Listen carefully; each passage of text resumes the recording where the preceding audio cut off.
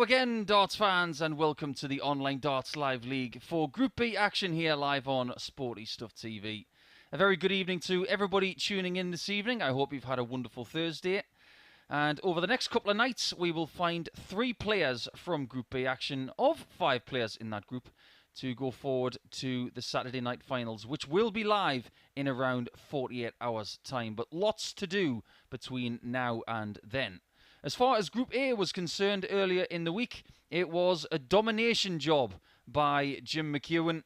28 points from a possible 30, and he was only 1 dart away from getting the perfect 30 points, but it was Josh Payne in second position in the very last match of the group that denied him that record. But he did establish one record, which was a new win streak record of 16 straight wins here at the Online Darts Live League. Josh Payne and Chris Gilliland will take part in Group B action tonight and tomorrow. We saw a little bit earlier Matthew Dennant, Gary Stone, and in particular Matthew Edgar in Group C action, and all 3 will have a chance to take 2 spots available from Group C a little bit later tomorrow. Edgar had a very good day.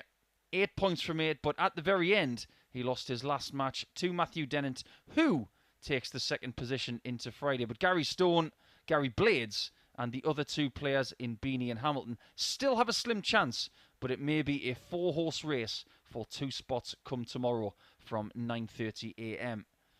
So let's get cracking with tonight's action then. Josh Payne will go into Group B action as the favourite for the group, but maybe his opponent in the first game of the night, Darryl Pilgrim, may be one of the chasers who might just hunt him down.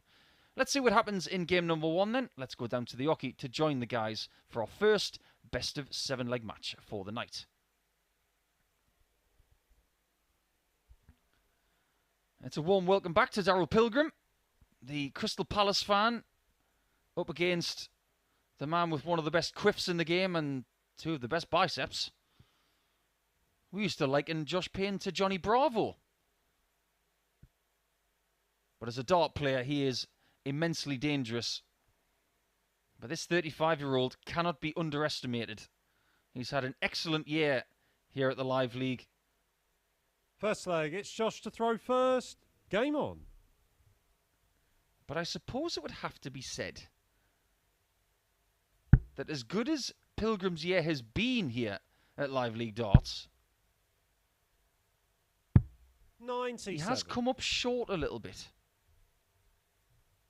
He was second in the Phase 1 Champions Week after coming 3rd in the weekly finals in Week 3. 134. Then he was second in Week 3 of Phase 3. And he's had a couple of other visits to Saturday night as well without getting a win. 125. Arguably one of, if not the best player this year, not to have won a weekly title, a phase, or indeed a champion of champions, 58. that kind of thing. So he starts another quest to get to Saturday night to try and put that right. 139.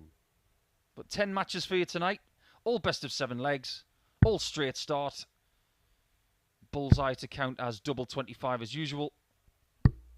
164. Josh, That's you a great require setup from Darryl. 140.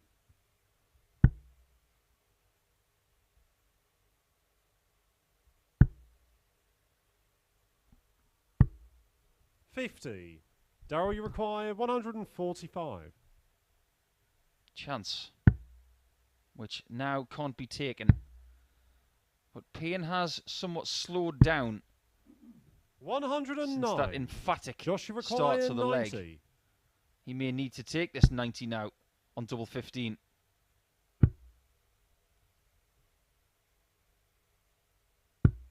$75.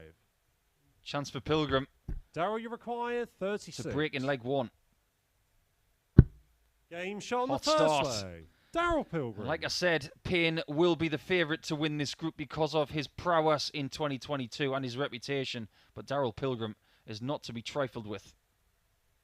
Second leg, it's Darryl to throw first. He's played some really good stuff recently in the last few days as well. He was playing a local competition in 96. Walton-on-Thames, and I do believe that the only person to beat him at the very end was PDC tour card holder Martin Lukman. 100. No shame in that. We know how good Lukman's been this year, making the World Match Play and a European Tour final. 99. Pilgrim has a very good pedigree when it comes to playing live league darts. It's 100. a mystery to me that he hasn't won a week yet. His stats are very impressive. He's got a running average in 86 matches of over 90. 88. He's got a personal best of 107.25, and his win percentage is over 55%. That's very healthy. 97. But the thing that makes tonight's group even more intriguing is that the likes of Dan Reed, Chris Gilliland, and Josh Payne have got better win percentages than Darryl. 134. I'm not going to count out Rob Collins either. He's played more live league games than anybody in this group, but his win percentage is 60. towards the 40% mark. Darryl, you require 84. 18 for Bull. 59. And he doesn't double the lead Josh, just you yet. require 144.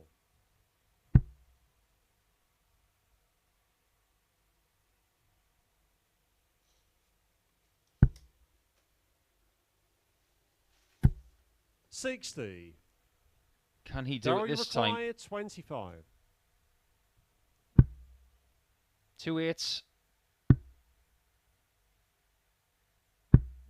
21. And a chance to Josh, you reprieve require 84. for JP. Double 11. 73. He's left scratching his head. Darryl, you require 4. He's had chances. Could have been 2-0 up.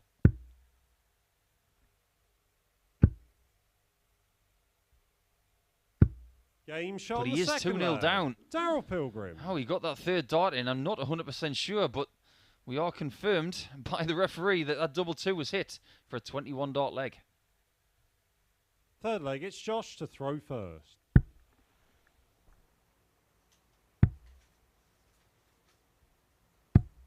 $119. Let's have a little reminisce about Josh's week then. He got 20 100. points from Group A after playing 15 matches. Running average of 88.75. 11 maximums. 80. And a checkered percentage just shy of 39%. Some of those stats are very impressive. But we judge Josh Payne by very high standards. 39. And based on what we've seen from him before this week, most of those stats are down on what we've seen previously. But you have to say it's quite harsh 92. getting 20 points from a group like Group A and still coming second. We've seen that group won with less than 20 points before. 90.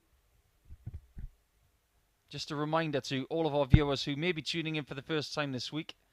McEwen, who won Group A, he's already in Saturday night. We'll see him in just 45. under 48 hours. 2 people from Group C. 3 people from this group. We'll find out who those combatants are over the next couple of days and nights. 130. And then Saturday night, 6 players will battle for only 1 spot in the Champions Week in the middle of October. 133. Things are a bit more Darryl, ruthless you now require 142. with this Stage 1 setup.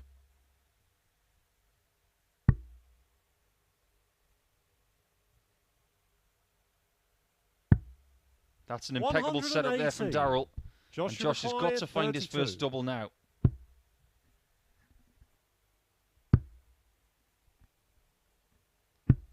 Game shot And he on the does third so. leg. Josh He's Payne. missed a few up until that point, but the good news for Josh is that he's now in this match, and he could well be mounting a fight back. Fourth leg, it's Darryl to throw first. That was his first double hit in 6 attempts, 140. whereas Darryl has hit 2 from 7. So not glittering when it comes to the checkered percentages so far. 85.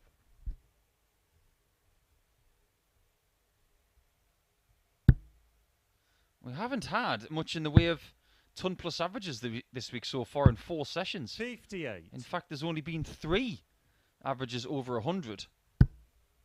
1 from Gary Stone, 1 from Jim McEwen, and 1 from Matthew Dennett. 134.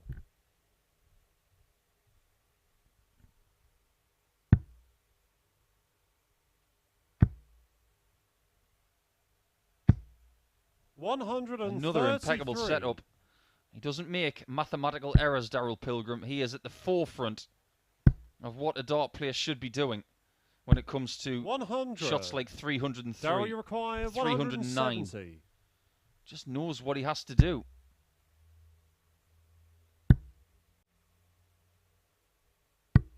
$105. We're getting to the stage where Josh is needing Darryl to make mistakes. 100. Darryl, you require 65.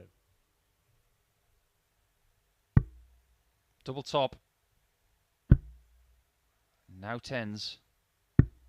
Game shot on the And a fourth 15 leg. darter from Darryl Pilgrim. Pilgrim bolsters his position with a 2-leg gap once again. Payne at the point of no return, needing 3 straight.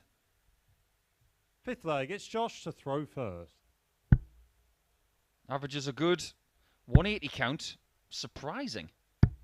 78. Both are noted for a fair few maximums being hit. And just remember, if you are having a little flutter on anything tonight, whether it's the amount of 180s hit, 140. the result, the scoreline, or anything else, please remember to gamble responsibly. 59. It is for over 18s only, and begambleaware.org is the website you need for more information. If it does stop being fun, having a gamble, please just stop. 97.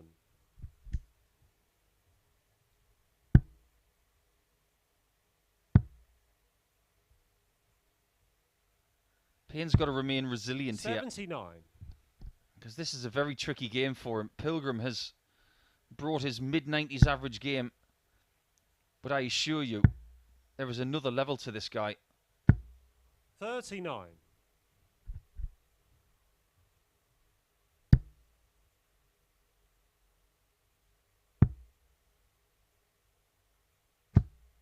$98. He's got 6 starts from 225, and when you translate that into a 140 and an 85 checkout, that seems very gettable. 85. But it will be 140 his first shot to win the match.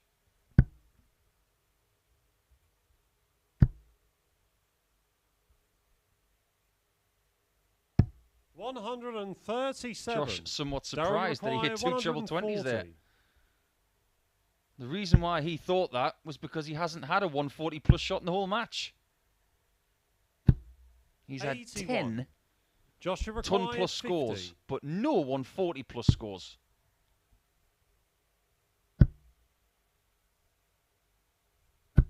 Game What he shot on does the fifth have leg. is Josh leg 5 Payne. in the bank.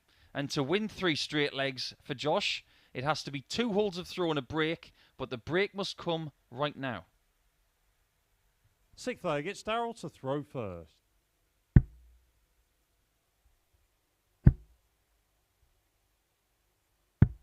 $97. Your referee this evening will be Charlie Costafine. He will be sharing duties with our other referee, Owen Binks. 137. Always doing a stellar job.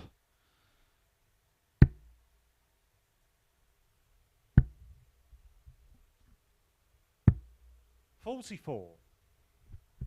It's going to be 4 matches each for these players this evening as well. Payne will finish his campaign in match 9 against Dan Reed. 140.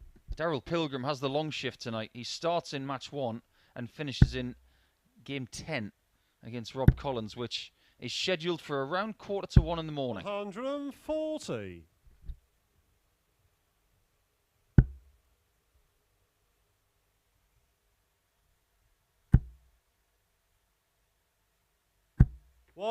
There we are. 180. First maximum for Josh. And look what he's done after 9 darts. If he can wrestle this game away from Pilgrim somehow, it will have a feed-on effect for the rest of his evening. 44. Double 16. Game shot on the And that is an leg. 11 darter, Josh Payne. equalising the best leg of the whole week. Beautifully done by Josh. So there's the break of throw. Now he needs to get the second hold. So over to you, Josh. Leg 7. 7th and final leg. It's Josh to throw first. Game Now on. Pilgrim is backed into the corner, needing a break of throw to start his Group B campaign with a win. 60. Averages are almost identical. Only a point between them.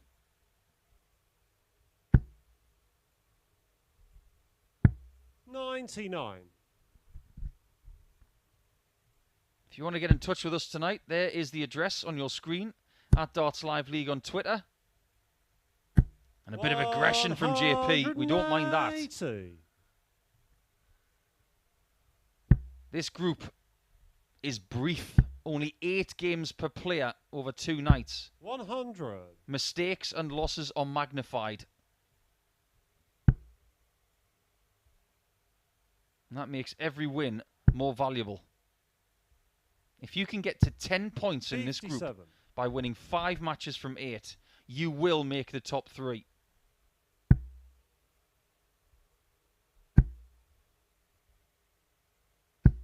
Phenomenal. 162. And he'll have another look at a 140 to win the match. Last time, he was on for leaving tops, but hit a single 1 with his last dart. 54. Darryl, you require 140. That 162 has changed this game. That is not the right time to be going tops. Josh, you require 150. But on the plus side, he did get another treble 20 to leave double 10 in the end. So he may just get away with it. 90. Darryl, you require 20. Double 10 it is.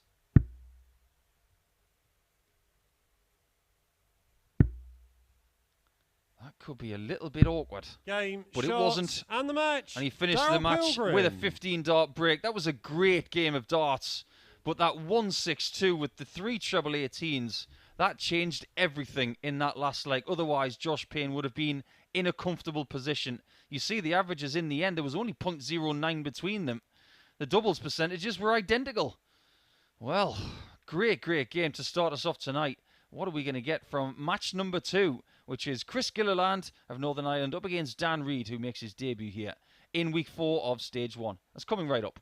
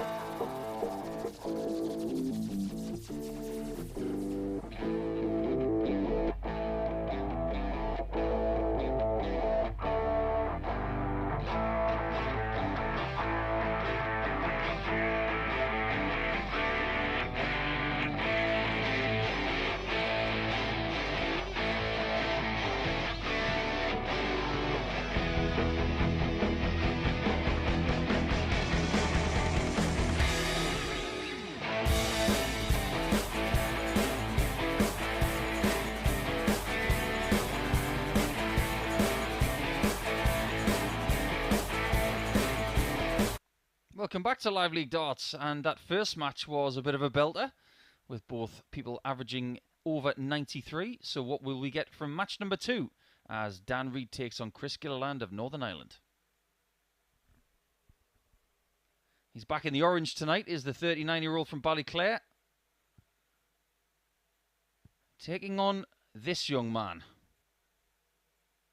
the impressive 27-year-old from Thatcham,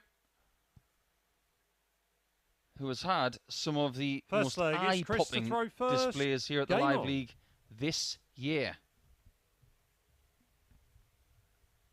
87 games Dan Reid has played, with a running average just shy of 90.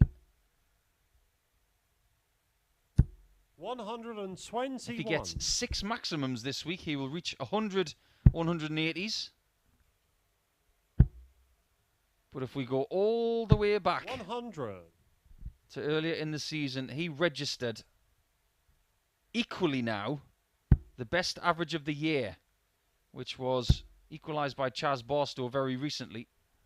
117.88. It's more of that we want to see from him, that's for sure, but I'm pretty sure that Chris Gilliland doesn't want to see it.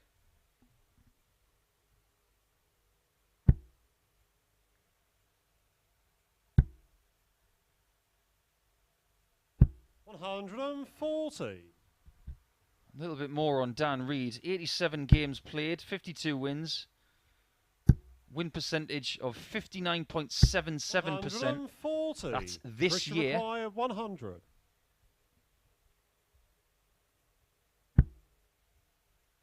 Gilliland starting hot. Game shot very hot. Chris That Gilliland is one of his best legs of the week. A 12 darter to start things off, and he sends a message to Reid as if to say, "You're not going to take my darts off me." Second leg, it's Dan to throw first. It's not as if Dan Reid started poorly, because he 140 was sitting on something very, very small after only 12 darts thrown.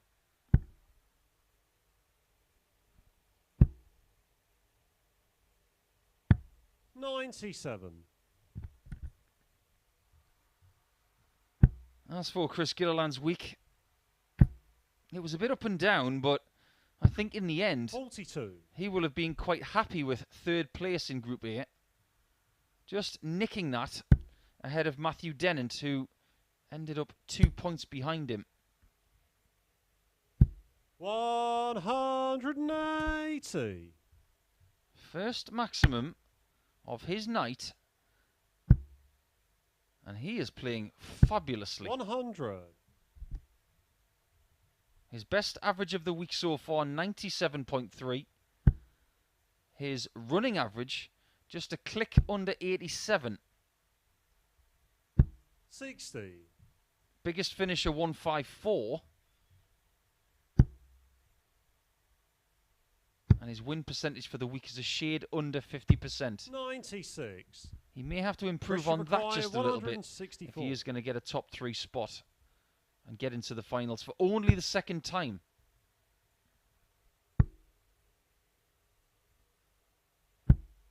Only on one occasion has Gilliland made the Saturday night. That was earlier this year in phase 1 of week 4. But Reid is looking at the bull. Game shot on the second leg. Dan Reid. Hello. That was very good too, wasn't it? This is turning into a bit of a slobber knocker.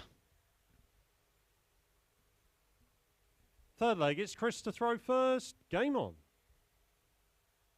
I remember a game early on when the Live League started, when it was the middle of the pandemic. We were all stuck at home, and Boris Koltsov 97. of Russia played against Mike Warburton of Wales. Thousands of miles apart, playing each other with webcams, and they had 97. a game that I'll never forget. Koltsov averaged 116, and Warburton in defeat averaged 110. Oh, how we'd love to see a game of that ilk 22. over the next 9 matches.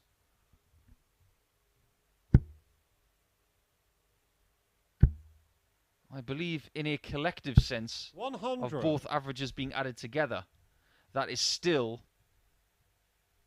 in Live League history, the best game. 140. But most of our records, in fact, all of the ones that we still collate, all relate to when we came here to this studio. 140. And in the very first week when we came to this studio, where we didn't even have referees because of COVID protocols, we had a record average that week from Jason Askew, which still stands. 140. Dan, you require 164.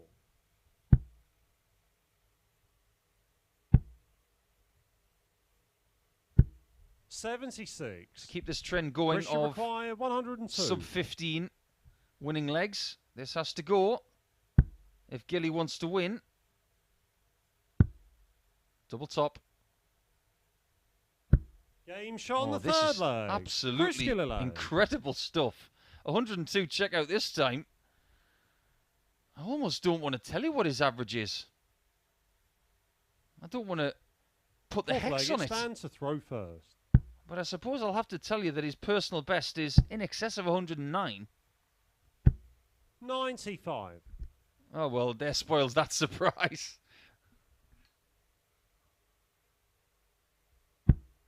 We just couldn't help ourselves, could we?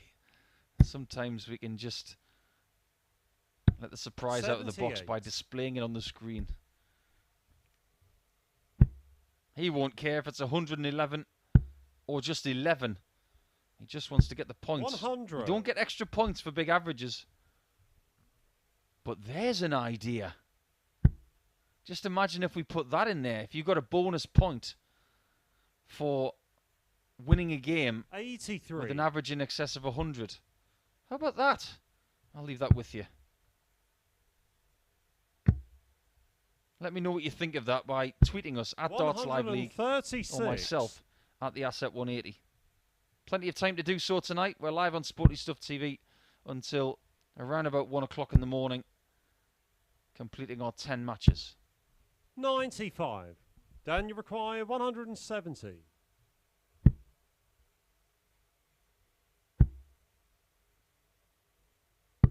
Perfect setup.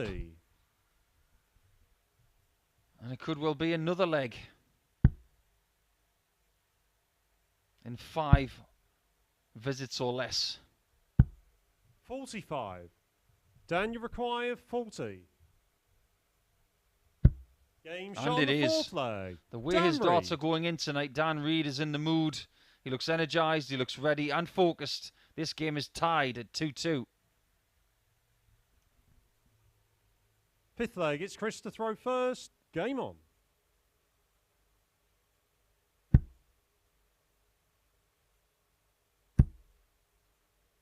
It might just be one of those groups where 59. we get no results that are of a dominating nature.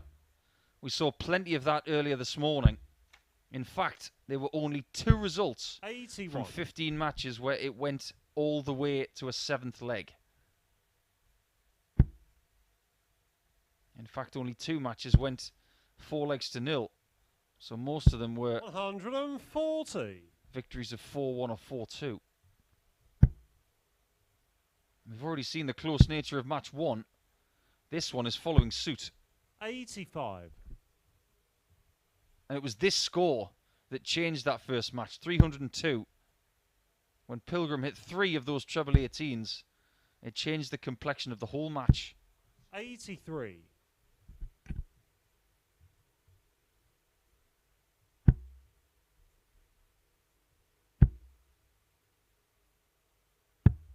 80.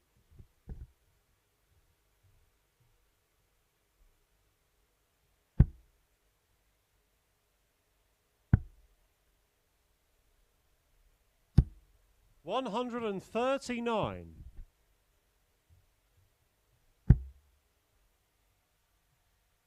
It is following a pattern of holds of throw as well.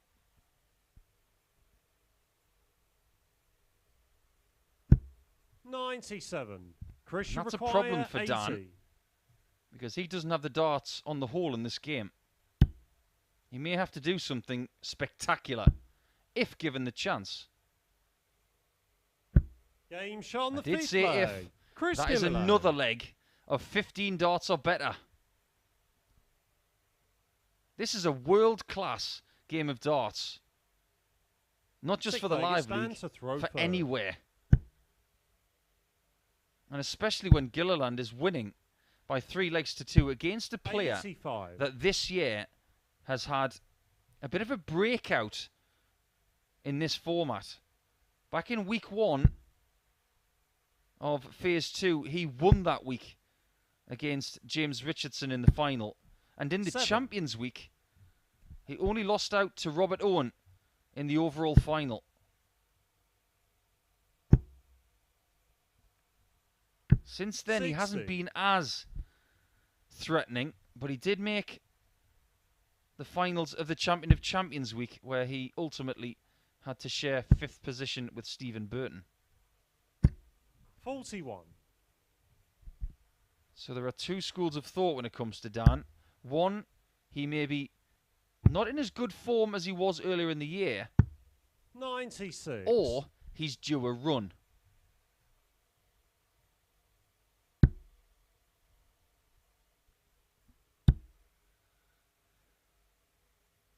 $125. I wonder what the price would be for all matches to be 4-3 tonight. I'm not sure my throat could take it. 90. 105 matches in total this week.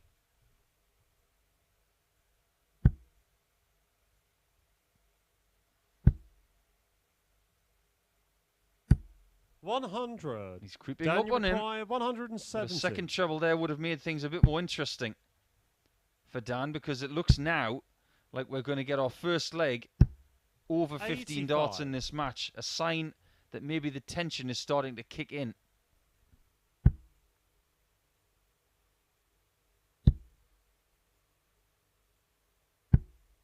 Sensible use of the 18 switch there. Dan, you require You'd much rather have 85. 130 than 128.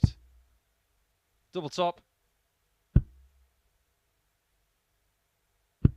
And up until that 75. point, Dan Reid had Christian not require missed a double. 130. But if we get another ton plus check out here, it's going to be game over. 90. Dan, you require 10. Can't miss this time, Dan.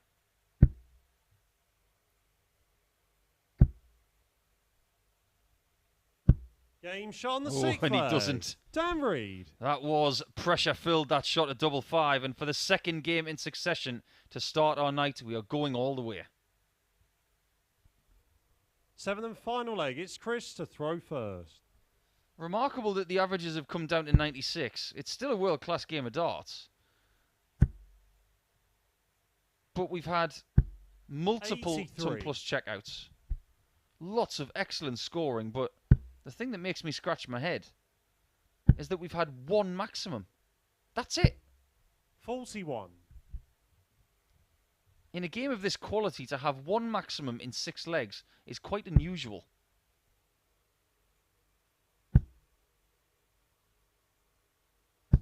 $100. Ultimately, the goal for these guys this week is to get that one Champions Week spot that's available at the end of the week. And they would then have a few 100. weeks break before coming back in middle of October to have a crack at the likes of Robert Owen, Chaz Barstow and Graham Hall, who have already qualified. Graham Hall last week 60. was outstanding, as was Barstow in week 2. Just to paint a little picture for everybody 45. tuning in for maybe the first time, yes, there's only one spot available for Champions Week this week, but some of these players may get another chance. But for someone like Chris Gilliland, for instance, who's playing a full week between Monday and Friday, if he does get another crack, 85. he will only get a shorter group. He can't get another full week. Meaning he would get a spot in either Group C or Group B 140. a little bit later in the campaign if indeed he gets that opportunity. Just don't hit the 57. If he did, it would leave double one. 133. That is a great single. It was close to the 57, but it was actually a very good dart. 51. So to start with a win tonight, 40. it's tops. It's been good to him.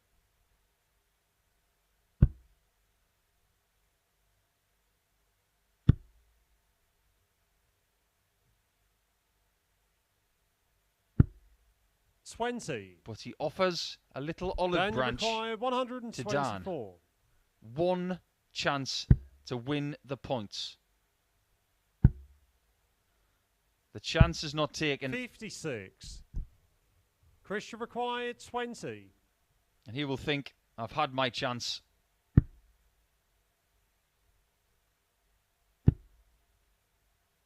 Does he get another? No score. He does. Unexpectedly. Danny requires 68. That's 6 match darts missed in this leg alone. Game, and he's only gone and lost the match. Oh, now I think Dan Reid understands just how much that was in the case of robbery. Because he didn't really deserve to win that match in the end. But when the chance really does present itself, you've got to take it. And he did, with 50% on the checkouts. And most of the misses for Chris Gilliland came in that final leg. 6 missed match darts. That may infect the rest of his chances for the rest of the night. We'll wait and see for that one. One more player to come from this group that we haven't seen already. That's Rob Collins. He graces the hockey for the first time tonight after this short break.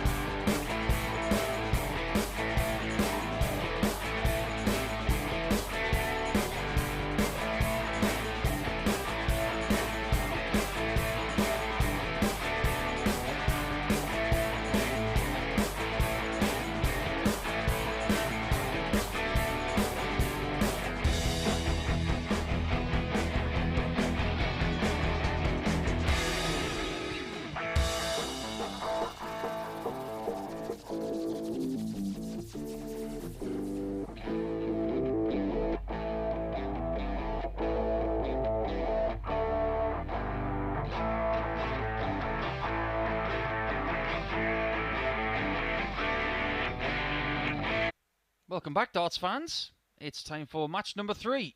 And our first look at Rob Collins for this evening, up against the Josh Payne, who's looking to repair what happened in match 1.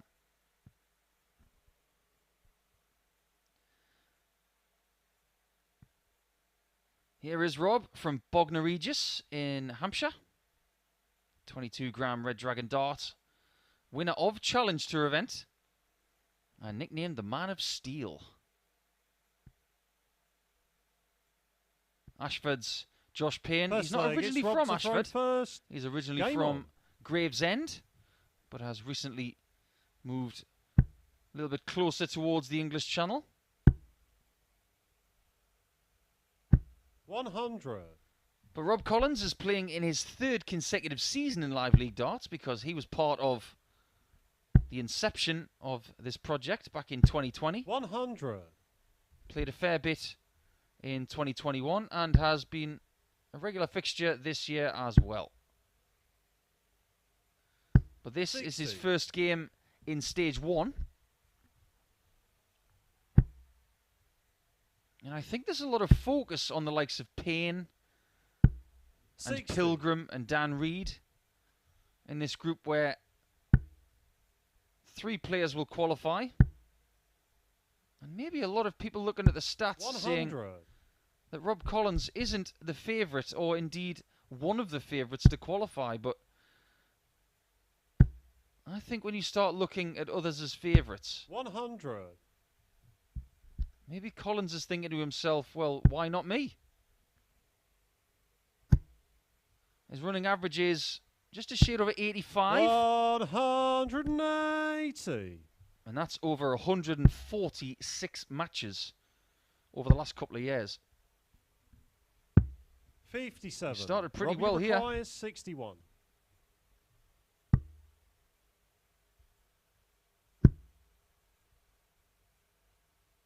Game shot on the He first started very leg. well Rob Collins. with a 15 darter. That's on his own throw, and Payne is feeling the pain of what happened in match 1 again. Second leg, it's Josh throwing first. Josh lost his throw in that first game of the night. So now, to get things back, he needs more of that. And he will need to break the Man of Steel if he is to get his first 2 points of this group. 60. But like I mentioned, Rob Collins, running average of 85.25. Personal best game of 105.47. 45. And in most statistics against the other players in this group, he is at the bottom of the table. Lowest running average, lowest personal best. 82.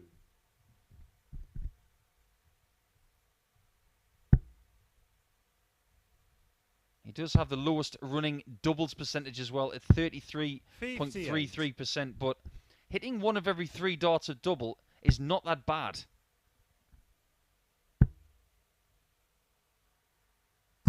100. Pretty much the only statistic he's not at the bottom of the table in is highest finish. He's got 270 checkouts, just like Payne and Pilgrim in their Live League careers. 58. But I'd like to take this a little bit further, because if you look at the last couple of years, Rob Collins has had some pretty good runs. 137. Josh should require 160. We'll look at that a little bit more after this leg is completed. 60. Rob, you require 122. 4 18s in the bull.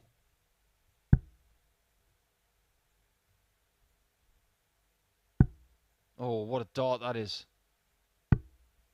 97. The fact that he got a shot at that Josh bullseye require 100. was almost miraculous. 2 double tops missed. 60. He got Rob, one you of them in the require end. 25. But Collins is on the cusp of 2-0. Game shot on the second leg. Rob Collins. I don't really know what to say about that third dart, because it was nowhere near a marker, but it did find the red bit. That's all it needed to do. Third leg, it's Rob to throw first. But he's not flinching, and he's not giving anything away here. plays amongst a plethora of really good talents in the Hampshire area. It's a very tough school with the likes of Andy Jenkins, Simon Whitlock, 61. Richard North, Chaz Barstow, and many, many more. Most of those guys have graced the Live League, of course, because if you aren't already aware, you can't have a tour card and play here.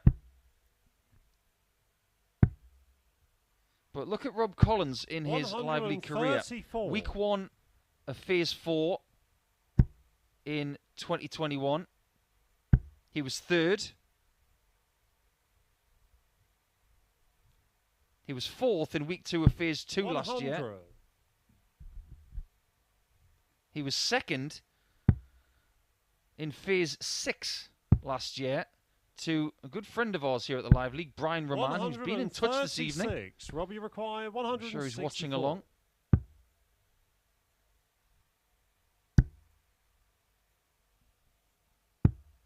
$94. Rob Collins hasn't really had a massive amount to shout about this year just yet. 60. But he might be saving his shouting 70. for this match. He could be 3-0 up.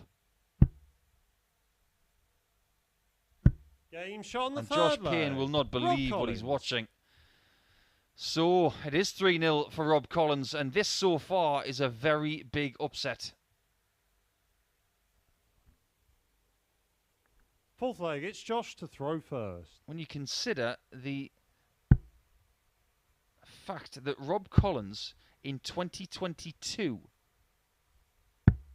58 has not made a Saturday night. And Josh Payne always makes Saturday night and has won on a Saturday 3 times this year. Based on what we've seen this year, this is one of the biggest possible upsets we could have this week. But the game's not done yet. 41.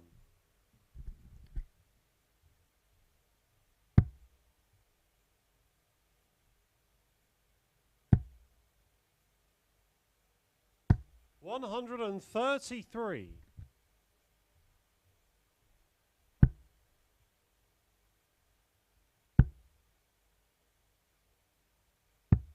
54. Josh, you require 139. This is to start the fight back. A familiar story. He was 3-1 down in his first game. This is even tougher. 83.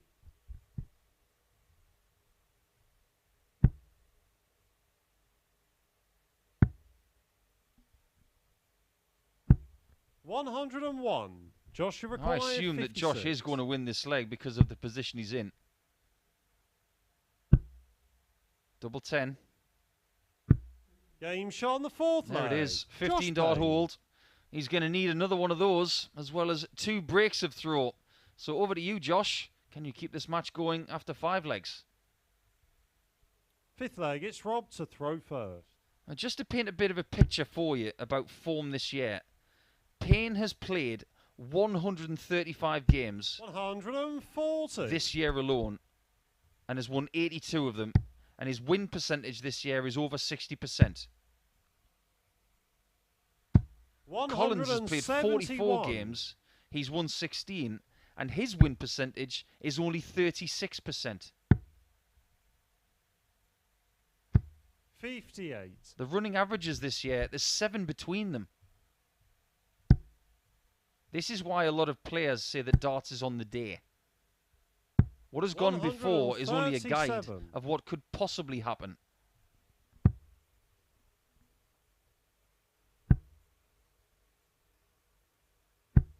$59.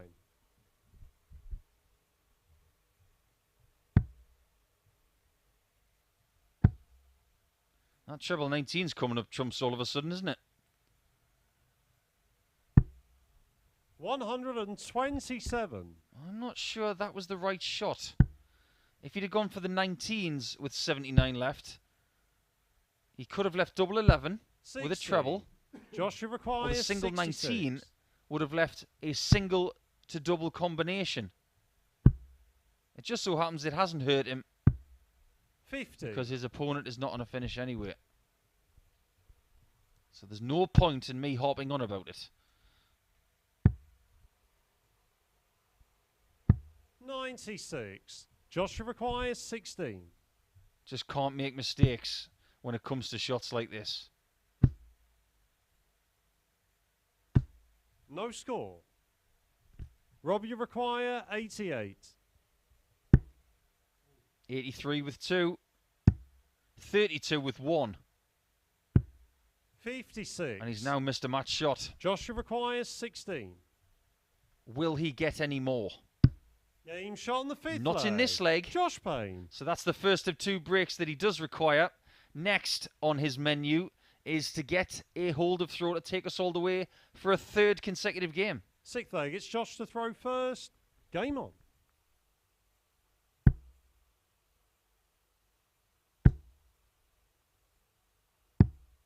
$89.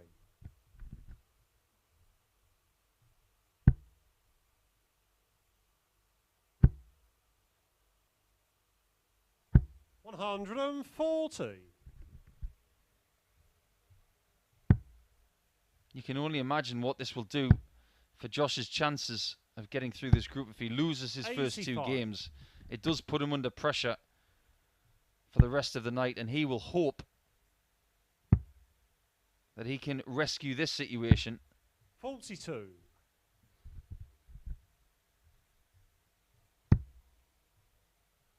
But if he can't, the best he can do tonight is 4 points. 55.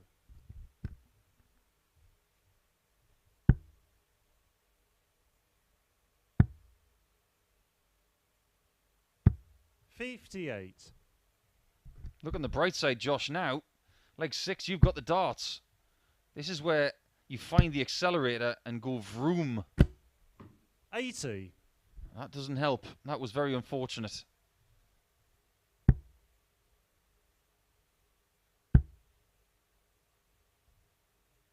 $140. It's a very wild action, isn't it, from Collins? That very pronounced prod of the dart before he brings the dart back towards his eye line and 41. then thrusts it Rob, you forward. require 121. This is a more realistic chance to win the match now.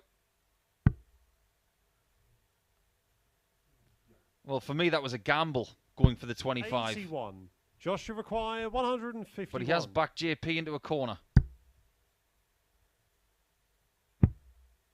He can't come out swinging 78. with one of his biggest shot outs Rob, you require 40. of the week.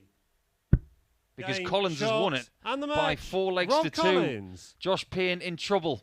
The man who was favoured before the night began has lost his first 2 games, averaging 85.68 there. But Collins, a little bit above his running average for the year by around about 5 points. His checkouts were good at 50%. But for the first time tonight, we don't go the distance, and Collins is top of the table. So, 3 matches down, we'll go into match number 4 when we come back, and that's Darryl Pilgrim up against Chris Gilliland.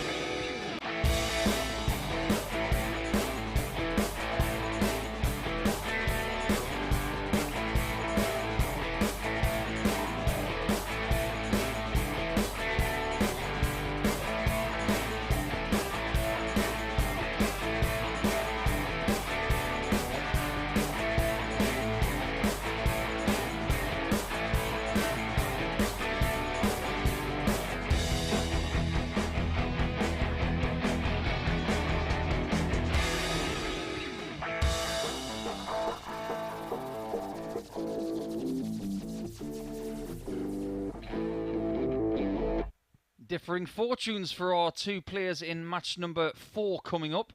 One of them won by 4-3 in their opening match, and the other one lost by 4-3. So how will things go for them in their second match of the night? Collins at the top, having only played one game, and he will play his second match against Dan Reed after this. Payne at the bottom so far has a lot to do when he plays against Chris Gilliland in match number 6, and he will finish up against Dan Reed in match 9. First leg, it's Darryl to throw first. Game on. But before we get there, let's see how these two get on. Both played well in their first game, but only one of them got a win. 57. Now, I just want to touch on Darryl Pilgrim's career here at the Live League. I mentioned that he had 100. good runs a little bit earlier this year. Third in week 3 of Phase 1, losing out to Robert Owen and Paul Hogan, who made the final that week, but then lost out to Jim McEwen in the Champions Week finale back at the early part of the season. And it was at that stage we all thought that maybe Pilgrim was going to have 60. a very good season. And it has been a pretty good season for him. But it's been a season where he's been, and I hope he doesn't mind me saying this, 96. a bit of a bridesmaid. He hasn't made his own headline yet. But he's given himself another opportunity by coming here to possibly right some wrongs. He's had so many near misses this year. 94. And someone of his Christian talent required 161. could well do something very special over the next 8 weeks.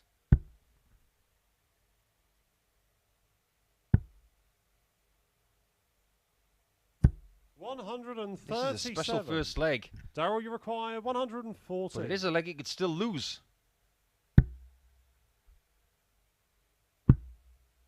But you can't miss the big number. Just goes to show, doesn't it? You can't Christian take single required 14s 24. and that kind of shot for granted.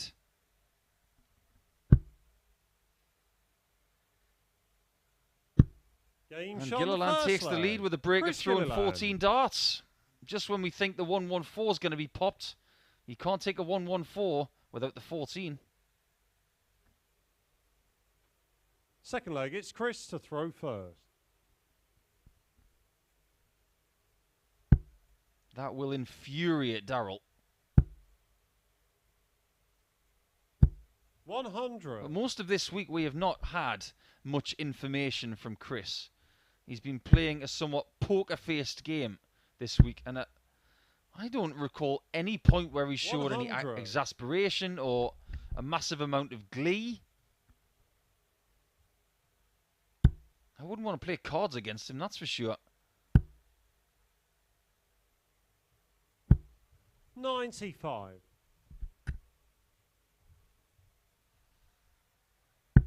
But it does puzzle me, and maybe it's just a sign of the strength of the 80. players that we've been able to invite here. That Chris Gilliland has only made one Saturday night appearance in Phase 1. It was a week where Colin Osborne won, 58. beating Lisa Ashton in the final. And even Jim McEwen, the guy who won Group A this week, he finished third. 140.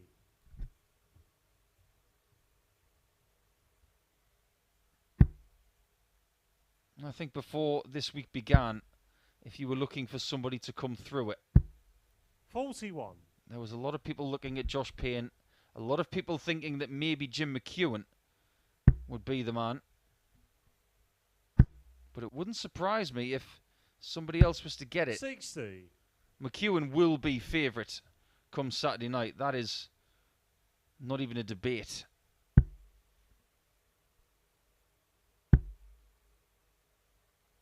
But we've got a lot of darts before we even 95. get to Darryl, you Saturday require night. We don't even know who he's 121. going to be playing against.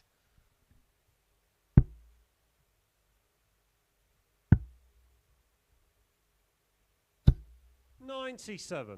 Chris, you require 112. To double the lead, he's looking at something quite similar to what Pilgrim missed in leg 1. He does get the single, 72. but doesn't get the double. A very small margin between the point Darryl, you require and the 24. bed that would have given him a 2-0 advantage.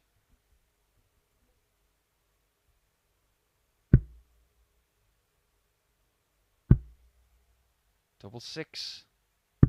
Game shot on the second leg. And Darryl someone Pilgrim. who throws the way he does, double 6 is pretty appealing. All you got to do is get the line right, and the weight has got to be just about right. It was right down the right-hand side. Third leg, it's Darryl to throw first. Game on. If you look at the snap in the elbow of Pilgrim there, he throws those darts with some real venom.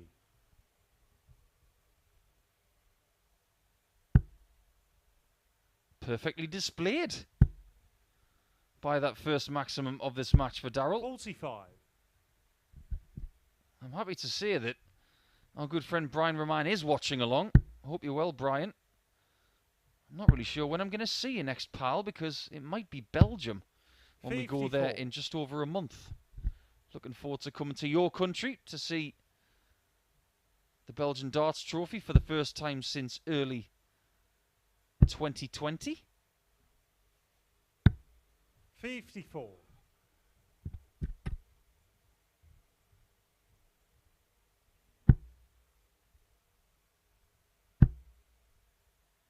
If you're curious as to what Brian is thinking 140. about this group, please go to his Twitter feed, which is Brian Roman 3.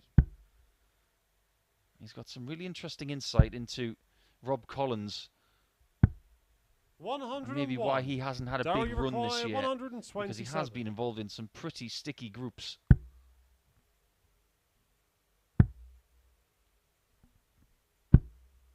$95. Nice layup. I like that play. No point going for the bullseye when your opponent's all the way back on 301. Just leave a double that you like. Get it done next time. 44. Darryl, you require 32. To turn things around. Game shot That's on more the like third it. leg. Darryl Pilgrim. Wasn't in the middle. Does he care? No. He's 2-1 up. And he is very much the favourite to win this match again. Fourth leg, it's Chris to Like throw he was first. at the start. If you're wondering why certain players have the throw, 140. we don't do a bullseye shootout before every match. We give each player the start an equal amount of times over the 2 nights. 127. They will get 2 games with the darts tonight and 2 games with the darts tomorrow. And because it has this even-numbered nature of 10 matches per night, they will have the darts against a certain opponent once. So Darryl's got them tonight. 100. Chris will have them tomorrow when they play in the second half of tomorrow night's action.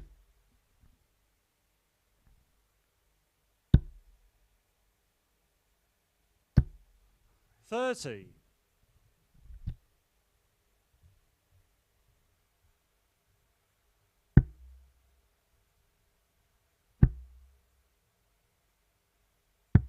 $92. I just noticed, in fact, just how Chris, far you back require 151. Pilgrim holds that dart towards the stem and the flight.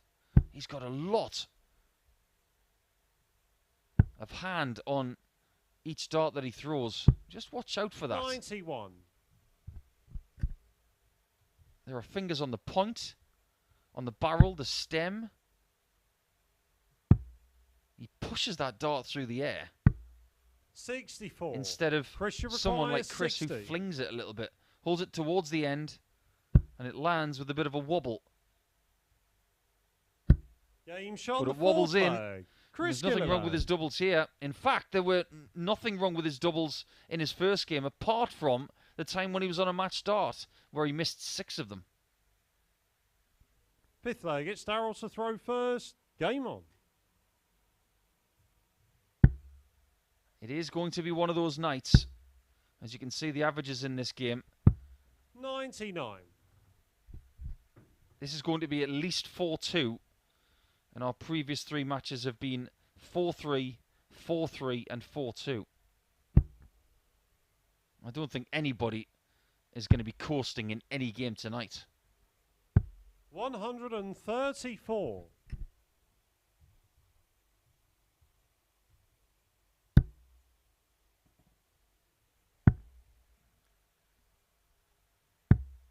One of the things you may want to know is who is playing next week. That is something I will announce on Saturday night when the finals begin. I'll let you know who's playing in Group A next week 60. from 9:30 on Monday morning.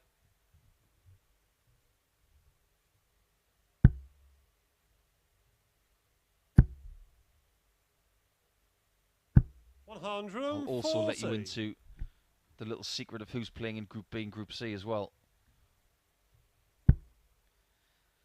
I could tell you now, but I'm not allowed to, so I'm not going to break protocol. 30. Darryl, you require 138. But it's very unlikely we're going to get a break in this leg.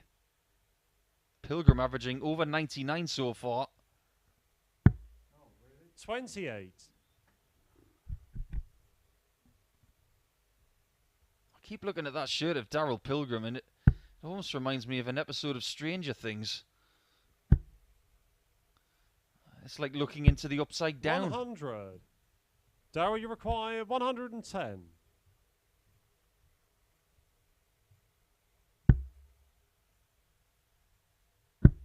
Doesn't miss the single this time, but only just.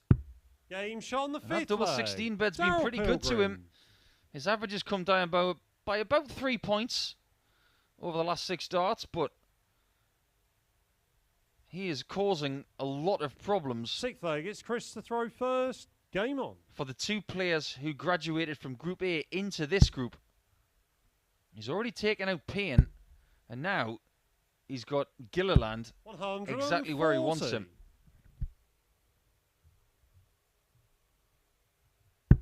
The people who played in Group A that went to Group C have had a very good time of it earlier on today. 59. Gary Stone, Matthew Edgar and Matt Dennant all have a really good chance of qualifying for Saturday night come tomorrow morning. But so far tonight, the graduates of Group A are not having the best of times.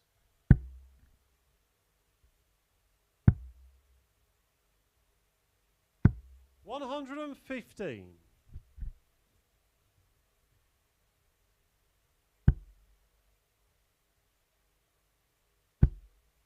This game is not over yet, though. 81.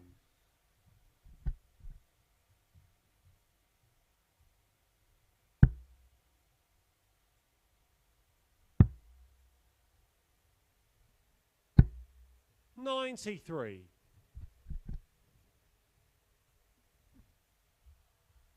I don't believe that these two have ever played each other.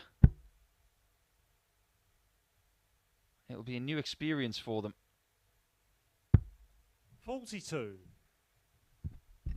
Sometimes when you're playing someone for the first time, you're sussing out their rhythm, their pace, and the kind of things they do. Even small things like, will they go for a bullseye 96. on a 1-2-1 Christian require 138. if you're not on a finish? Just figuring out how they tick.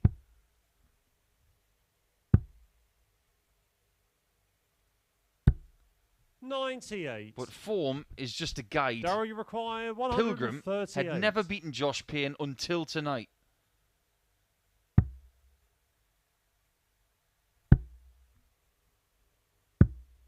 $98. Christian require Can 40. Gilly take us all the way for a 3rd time from 4 matches?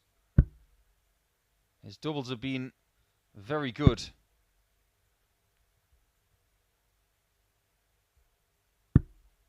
30. But they've let him down again towards the end of a match. Darryl, you require 40. And Pilgrim is usually the executioner in spots like this.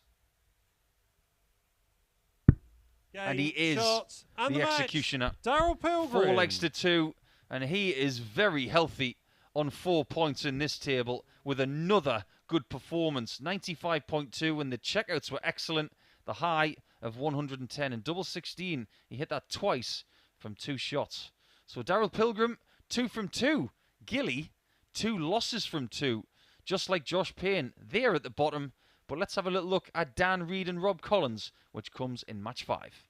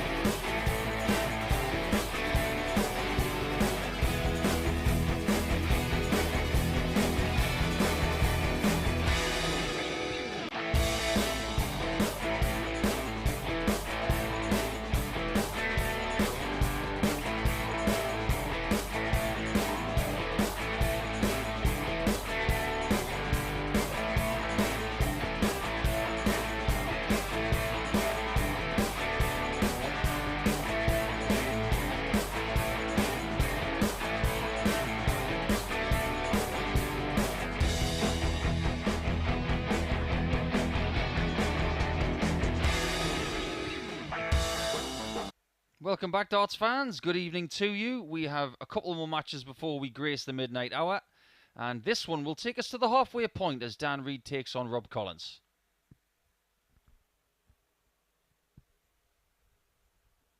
Collins looking to join Darryl Pilgrim on a perfect 4 points at the halfway stage. But Reid could also do that. And somewhat surprisingly, after 2 matches played, it's Gilliland and Payne at the bottom. First They've leg, got it's the Dan most to work throw to do. first. Game on.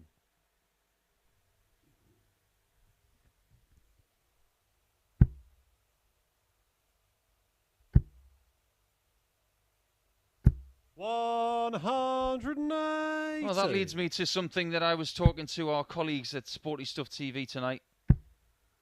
I actually pitched 100. for Dan Reid to have the most 180s in this game at 11-8.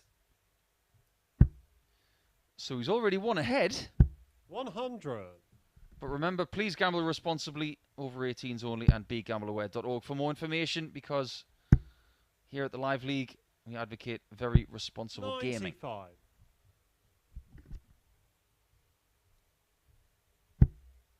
Could be an interesting contest, though. And this young man is 60. from the town of Thatcham in West Berkshire. Not that far from Newbury. A town which is very famous for horse racing. 90. And for being Dan, the you home of require Luke Humphreys. 161. He's not a bad dart player. One of the best in the world 97. right now. You wonder if Dan Reid can follow in his footsteps over the next few seasons. 60. He's definitely Dan got the requires potential. 64. 2 8s will give him the first leg. 48. He may have to Rob, wait. you require 156.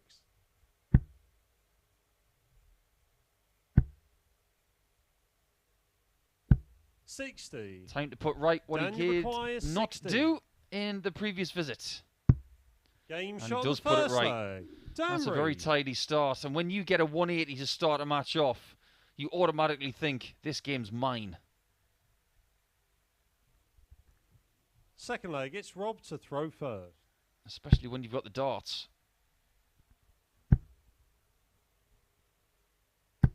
140.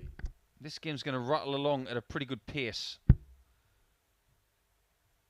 I don't think Jim McEwen would mind me saying, but 140. he's the most deliberate player of the week. The majority of the other players that we've seen have been quite pacey. 100. But that's the trend these days. There aren't that many deliberate players or slightly slower ones. Everybody wants to rattle along and play at a faster 100. rhythm. It's what I like to call the Michael van Gerwen effect.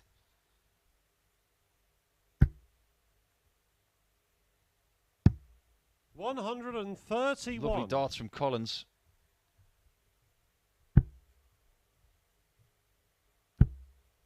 Vastly experienced player. 92. Rob, you require When you won a 130. Challenge Tour event in PDC darts, you can play. 90. And Dan Reid was involved in the UK Open this year. He lost to Ross Montgomery by 6 legs to 2. Rob, He you didn't play require well, 40. but at least he got there. Game shot on the And second Collins leg. gets there for a Rob 14 Collins. darter to answer the 15 darter of Dan Reid in the first leg. Interesting times ahead as we are best of 5 from here. Third leg, it's Dan to throw first. Yeah, Dan's been involved in 3 100. UK Opens. Played in 2017, 2018, and that flight's absolutely 39. knackered. That doesn't happen very often. He will not be able to use that flight anymore. 135. Please tell me he has changed it.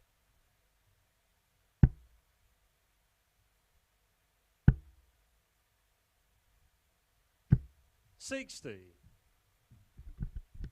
He must be some sort of magician, changing it with sleight of hand, because it didn't look like he went back to his darts case and changed it. 137.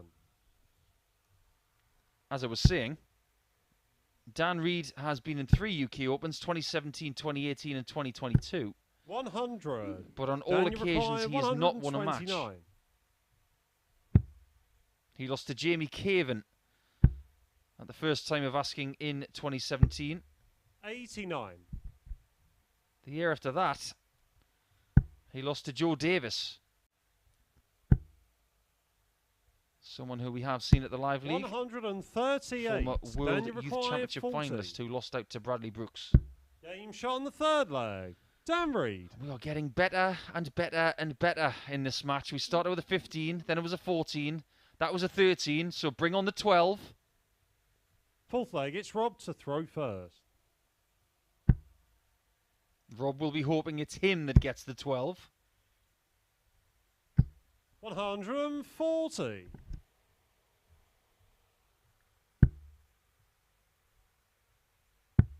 Dan has also played in 101 69. Challenge Tour events in his career without a victory. He played in his first one back in 2014. 140. I'm just going through his results to see what his best one was. He has made semi-finals.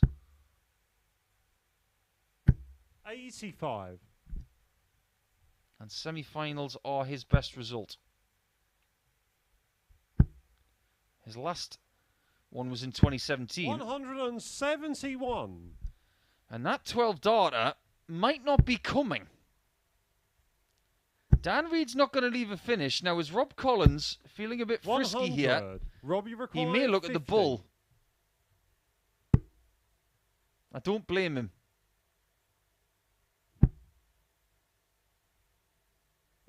Game shot on the fourth leg. Don't Rob you love a Collins. pattern? I love a pattern. 15, 14, 13, 12. Fifth leg, it's Dan to throw first. Okay, Dan, over to you. We want an 11 darter now. 140. I know you may have heard me laughing at the end of that last leg, but if we get an 11 here, I will expect a 9 darter by the end of this game. 140.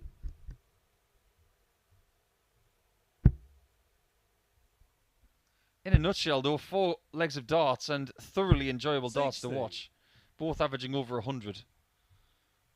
But as I was saying about Dan Reid, his last challenge to a semi-final was in 140. March of 2017 in Milton Keynes, where he lost out to Aaron Dyer, who won that event. Along the way, he beat Marino 97. Michels of the Netherlands. Beat Mark Frost, man with one of the best nicknames in the game, Frosty the Throwman, and Kurt Parry, somebody who we have seen at the Live League here 95. over the last couple of years. But he hasn't been in a challenge to a semi-final for 5 years. I find that quite surprising considering his talent. 128. Robbie require 126. Well, we're not going to get that 11 darter. And we're not going to get a 12. But we may still get a 58. world-class leg Dan, you require 76. to give Dan a 3-2 lead. Double top. 36. Chance Rob, you for the require man of steel 68. to steal leg 5.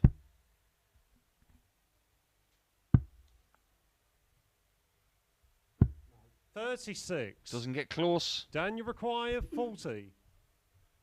Well, we haven't had a 16 darter. Game shot on the fifth 17 leg. will have Dan to do. Reid. And Dan Reid is not really scoffing at that. He's the one in the lead, and he's the one who was more favoured to get 4 points from 2 games. Sixth leg, it's Rob throwing first.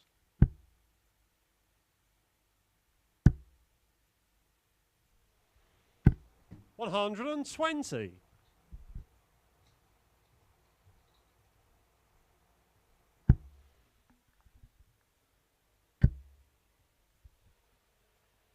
100.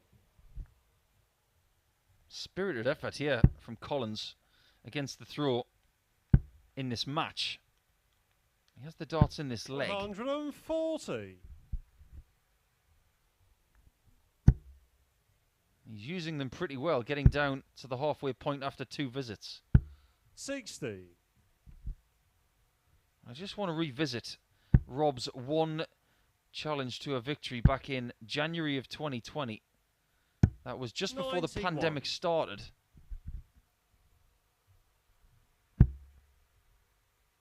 He beat Adam Hookville in the final by 5 legs to 4. 81. Robbie Justin required Hood, a very 150. talented left-hander from the West Country in the semi-finals. And he beat Danny Van Tripe 110. in the quarterfinals. We saw Danny here last week hitting a 9-darter. And he beat our friend Gigi Mathers in the last 16. 140. Robbie require 40. Should be a hit right here. Oh, how was that not found the target? I don't really know what happened on dart 3 there. 120. Watch out. Dan Reed's about. Game, shot, Dan Reed and wins. the match. Dan Reed. What a great finish that was. I get the feeling those two know each other rather well. They may have played each other in many local tournaments, but that is a proper performance. 99.48. Highest checkout of the match with the last 3 darts. Great checkouts all over the place. A great game. I wish I could watch that one all over again. But we are going to take a break, and when we come back, both Chris Gilliland and Josh Payne have not got any points yet, but after match 6, someone's going to get some.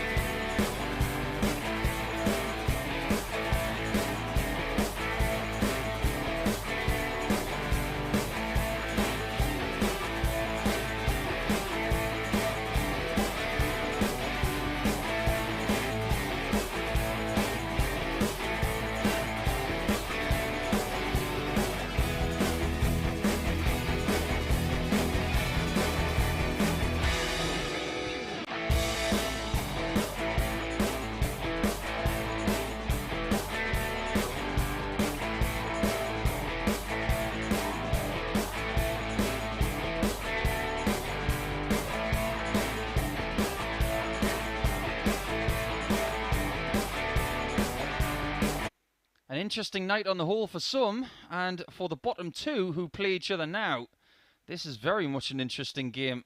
They've had quite a few battles this week already. They're getting to know each other really well, these two. Monday, Tuesday, Wednesday, 7 legs played each day.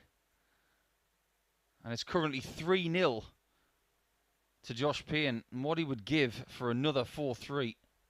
In fact, he doesn't care what the result is. I think Chris would say the same. We'll talk about their previous battles tonight, but there is the table. Hey, first leg, it's Josh to throw. It's Pilgrim at the top. Game on. With Dan Reed on the same points and same leg difference, but they are feeling very comfy. 57. Payne losing to Pilgrim in match 1.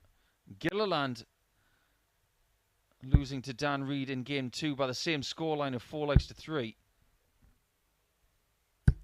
And then Payne losing to Collins and Gilly losing to Pilgrim again by the same scoreline of 4 legs to 2. And these two are in the same quandary. 100.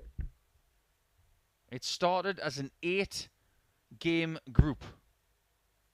It's now turned into a 6-game group for these two. 95. There is a possibility that both of them could be eliminated in the next 24 hours. If one of them, 58. if not both of them, are going to qualify, they need to get a move on.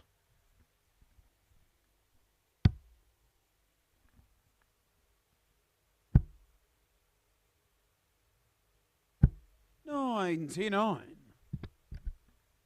I did mention that all of their results this week have been 4-3, all to Josh Payne, and for that reason, 100. one of my picks for this evening was for Josh Payne to win again by 4 legs to 3. Odds on that were 10-3. We shall see if that one comes in for any of our 100. regular viewers to Sporty Stuff TV. But if you were following my tips earlier for Dan Reed to have the most 180s against Rob Collins at 11-8, that one came in. Because the only 180 came in the very first 3 darts of the match.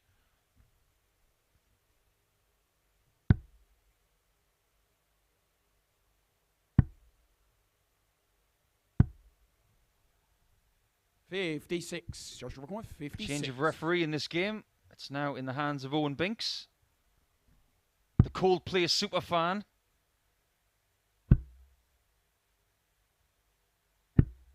$36. Christian McCoy, 51.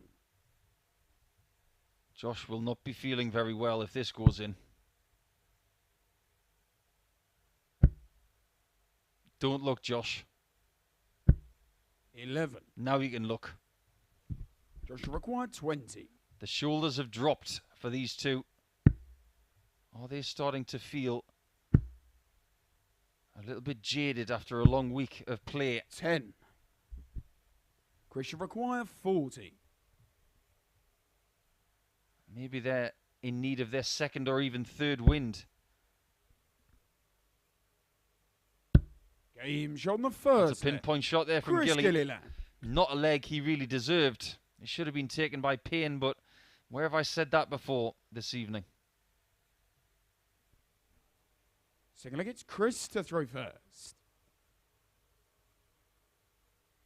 I have seen in the past people have disastrous Thursdays. And I mean 60. disastrous.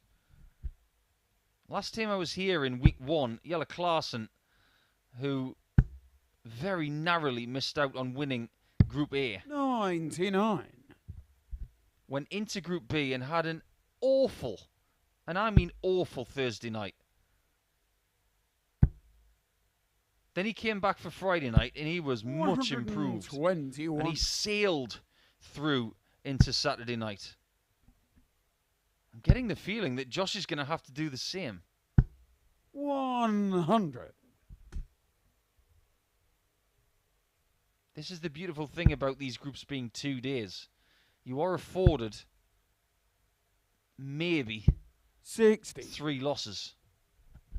If you can still amass 8 or 10 points, you should find yourself to safety for Saturday night. 92.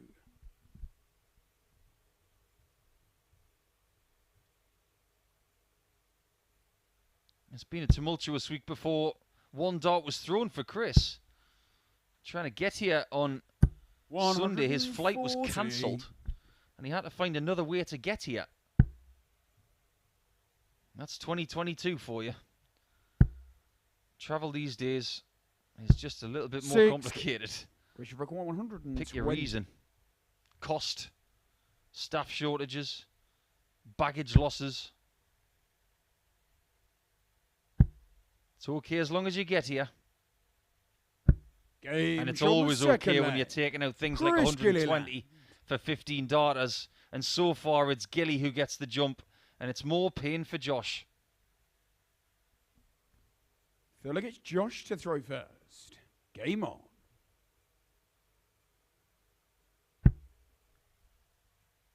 Josh's last game is against Dan Reed in game 9. 140. And considering how he's just performed against Collins, that's more bad news for Josh.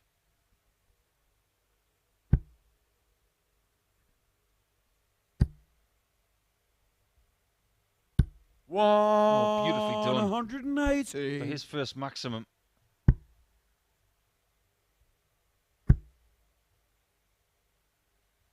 Well, there you go. Just follow what Chris does. And you can't go far wrong.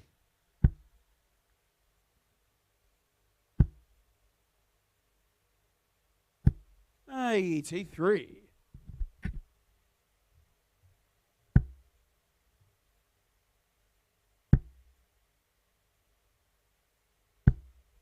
$81. This is all right. This is much better scoring-wise from JP. And there have been some pretty good JPs in the game of darts over the years. John Part, the 3-time Canadian World Champion, 140. of course. Justin Pipe, 100. multiple tour winner.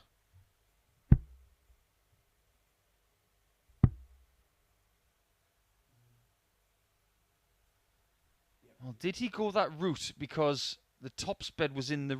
Well, I'm trying to figure it out. That flight was in the way of tops. That single 20. As to whether that was the prudent play, only time will tell.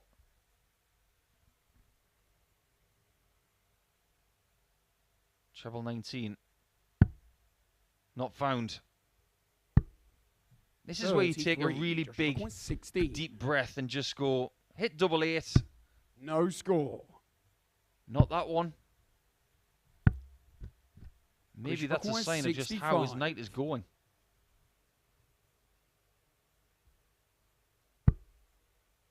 The bullseye that nobody wants on 65. 59. That was an enormous opportunity for 3-0. Game And shot he gets the it right third this leg. time. Josh Payne. Dodging bullets or possibly using up lives that he might need a little bit later in the group. He doesn't care though. He's now 1 in and another 3 needed. Chris to throw first. Game on. They are in an identical position. -3 in leg difference, no points. One of these people are going to be left at the bottom of the table. Needing snookers, I suppose, is the right way to put it, but there's no snookers in darts. 97. Wouldn't it be fun if you could do that? Let's say you're in a position in the game and at, I don't know, 1 or 2 junctures, you are allowed to go and put one of your darts in the board to block a segment that they might need. See, these are the kind of things that I think about when I can't sleep at night. I'm a self-confessed dartaholic.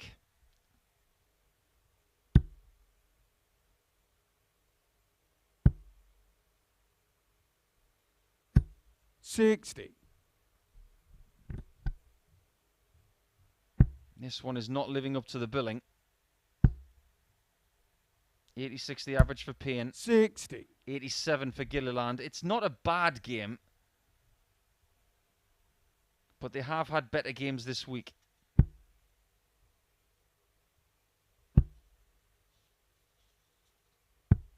92.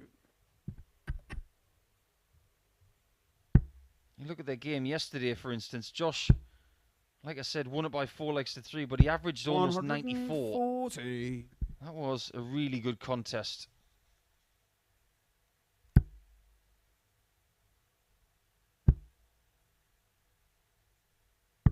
Similar stuff on Tuesday where Josh averaged 91.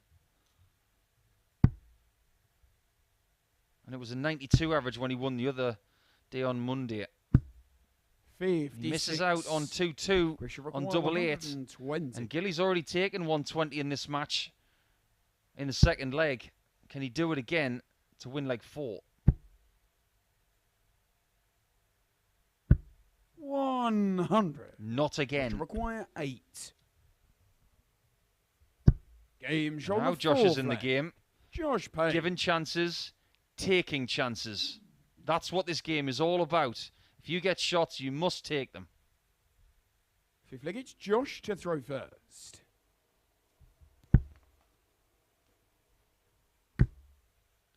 Chris is going to be thinking it's deja vu. 180. He had Payne just where he wanted him. But he has been revived.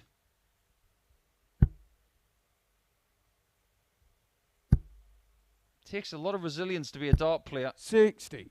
You have to wrestle with a lot of loss.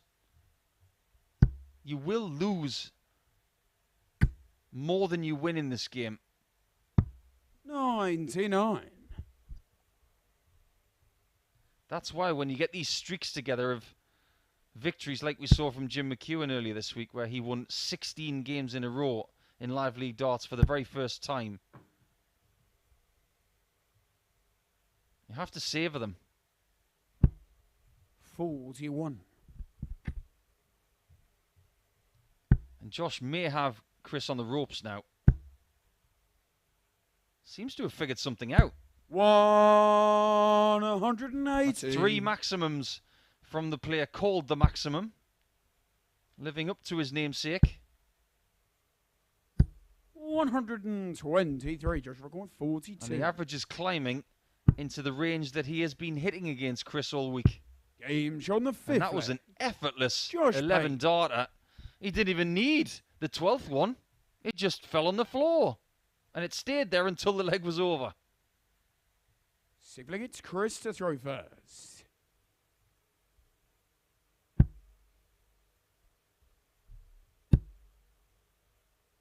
.44. That is genuinely the first show of disdain from Chris this week. He doesn't show a lot on the 100. board. But that first visit was one of, I'm not happy.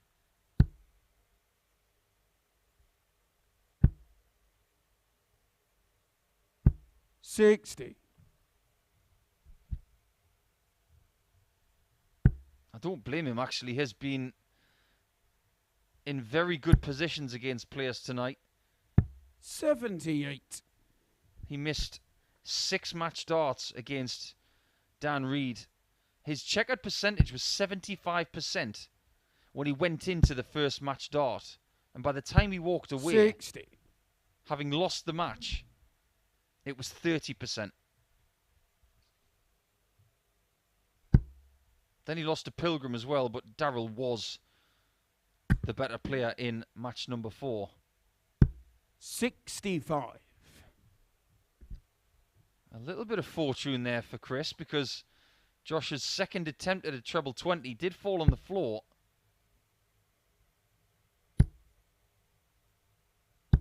.100. It's a question of whether he can survive until leg 7. It's looking very unlikely now, because that's a 4th maximum 180. from Josh. Only the second time this week he has registered 4 maximums in a match. 97. Joshua Buckle 78. For his first points of the night.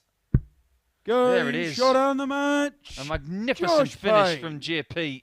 A 14 darter, and the doubles percentage was decent, as you can see, at 33%. But the average against Gilliland this week has been sailing over the 90 mark, and all because he found something in the middle of that game when he was 2-0 down. 4 straight legs to get his first 2 points of the night. Gilliland will stay at the foot of the table. Match number 7 will see Dan Reid up against Darryl Pilgrim. If you're not looking forward to this one, you just don't like darts. So stay right there.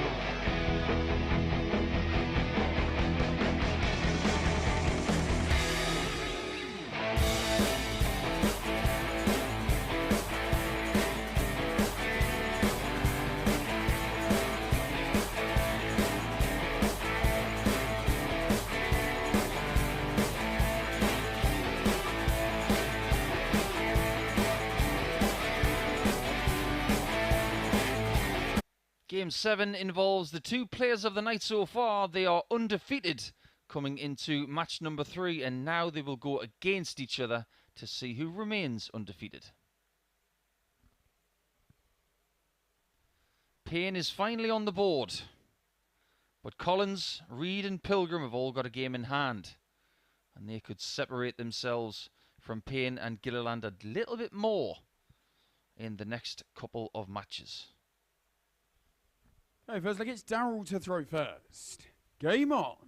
Darryl has been the epitome of consistency so far tonight, averaging 93 and 95. 140. But Reed has been impressive. 91 and 99 with the performance of the evening against Rob Collins, including that 120 finish to end Rob Collins' chances of remaining undefeated himself. 98.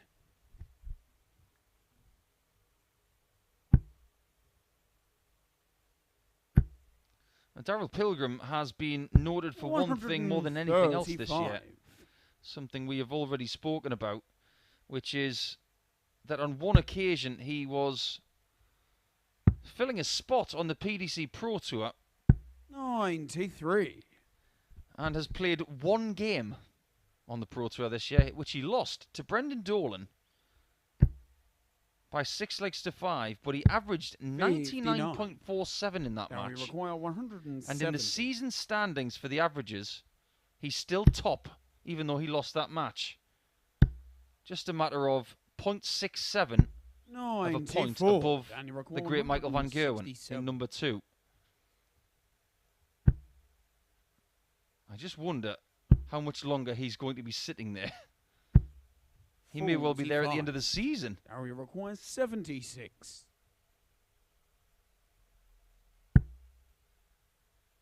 Where's he going to be after this dart? 56. Sitting on double 10, 122. giving Dan a little bit of hope.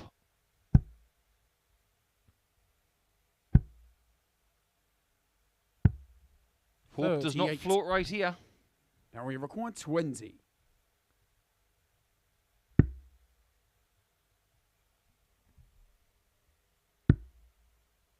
Wow, how does he hit this? He's almost next to the wall. No score. You can see the angle of that dart going in the Now you board require 84. and where he threw it from. We had to change the camera angle. Bullseye for Dan. 59. A somewhat Now we scruffy require ending 20. to this first leg.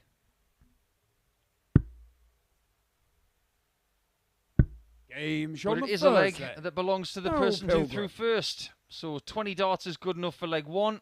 I wonder what we're going to get in leg 2 with Dan throwing first. Second leg, it's Dan to throw first.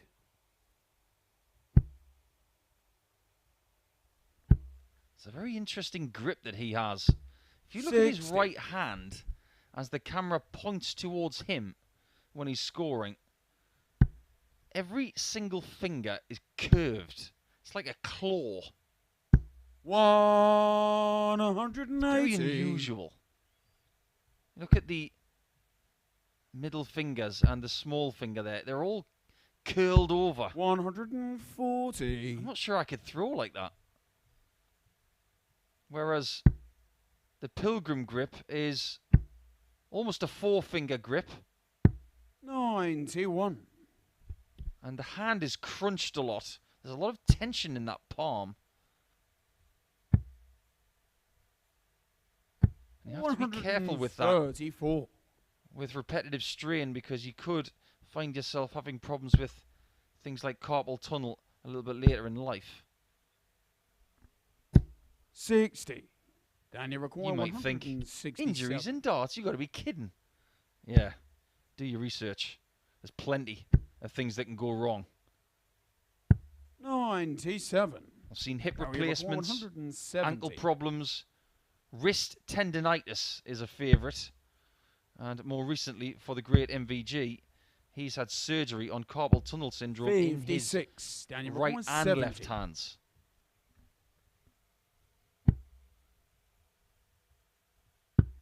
Double top for Reed. 30. Now we require 114. Opportunity knocks.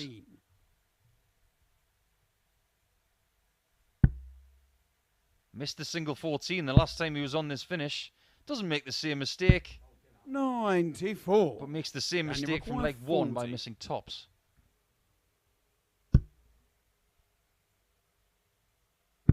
Game shown the A second mistake leg. not made Dan Reed. by Dan Reed, who finds the bed that Darryl Pilgrim could not in the first leg. So, 1-1.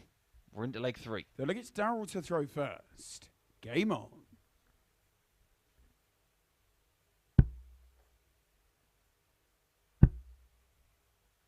I was talking to a publication 60. earlier this week about a subject which I have written an article about, which will be released in the next few days, about the ambitions of dart players. 125. What are the biggest ambitions that they have, either when they're growing up or when they get to this standard? Not to give too much away, because when it comes out you can read it with 139. The Sporting Life. But I think both of these guys, at this current level that they possess, 100. I think they have genuine ambitions of joining the Pro Tour next year. They will attend Q School, I believe, and will fancy their chances at coming through. 58. I wouldn't bet against it.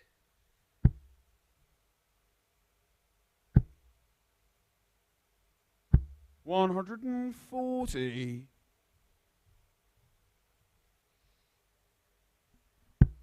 As far as my picks for the evening are concerned, Dan Reed getting the most 180s against Rob Collins. 140. That came in.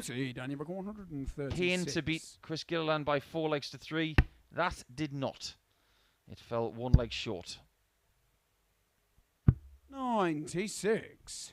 The next pick 104. is for the next match, where I've chosen Collins to win against Gilliland at 11 to 8. Game He's shot finally the hit third tops. leg. He's Darryl had 3 Pilgrim. chances at it, and lucky number 3 for Pilgrim. And it is a ton plus checkout as well. Fourth leg, it's Dan to throw first.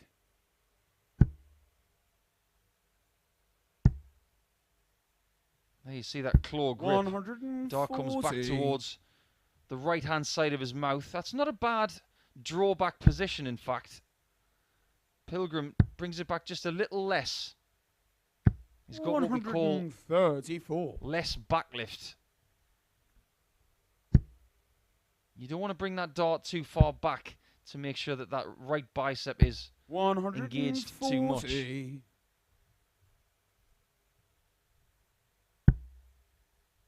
It's all about getting the timing right and having the dart come out of the hand with a slightly upward 137. motion. You can't throw it when it's going down. Otherwise, you'll miss all of your targets low. If you get an opportunity in this 87. match to watch Dan Reed, for instance, look at where his dart goes when it leaves his hand. On the right-hand side of your screen, it goes up. Same with Pilgrim. He's throwing the dart upwards. 82. And you 164.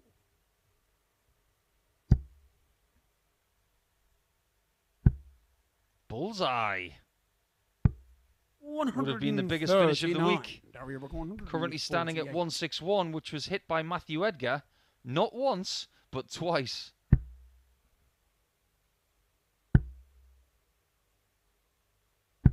$94. Good layup 25. if Dan has problems. There he goes, the old Michael Smith route. 50. And it doesn't work. This is where you sniff an opportunity and think, right, if you don't want this, I'll have it. 34. But he can't take it. And you require 10.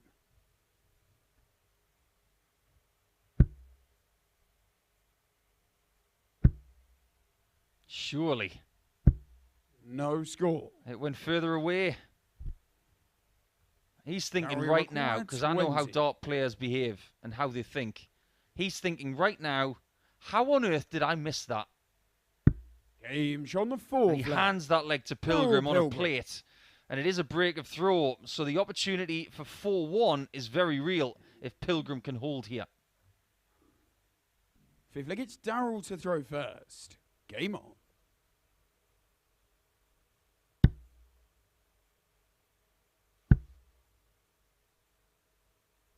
97. It's not bad from Pilgrim, an average of 90. Reed just a shade under 90. But you have to say it, 140. looking at Dan's stats, as impressive as they are for the year, they can sometimes be a bit scattered. That high level of 117 that we've seen from him before, but in some other games, 174. he's been as low as 75. Maybe the key to his future success is just to find 50. a little bit more consistency. And the only way he's going to find that is to constantly test himself against people like this,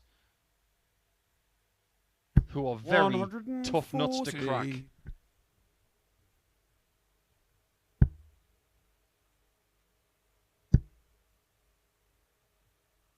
140. Pilgrim with the only 180 in this match. The only ton plus finish as well.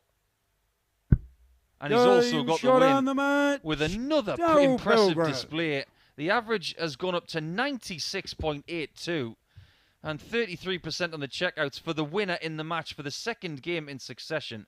But the amount of consistency that Pilgrim has brought to this evening is just so typical of what he can deliver. Dan Reed with his first defeat, but still healthily placed on 4 points after 3 matches. As far as Gilliland is concerned, he's only got 1 game left. That's against Rob Collins after this short break. He needs a win if he wants to get in the mix.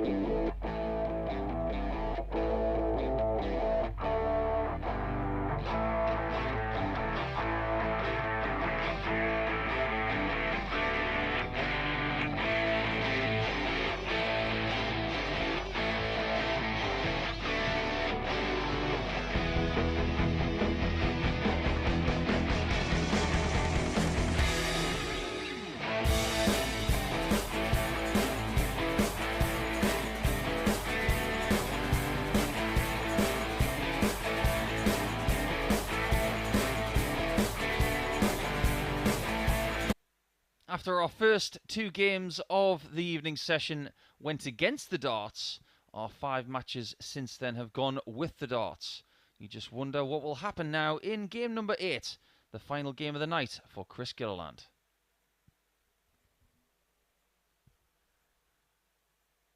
He's not out of the group by any means if he loses this game, but he doesn't want to go to bed after this one thinking I did not win a game in 4. But Rob Collins has got 2 games left, and he could still walk away with 6 points tonight. First. Game on. But he has not just got Gilliland in his way right now, but he's got Darryl Pilgrim to play in game 10. 180. Maybe Chris has had a little chat with himself in the break between game 6 and now. Because at the end of that 4-2 loss to Josh Payne, he looked like someone who had dropped a 20 quid note and found a pound.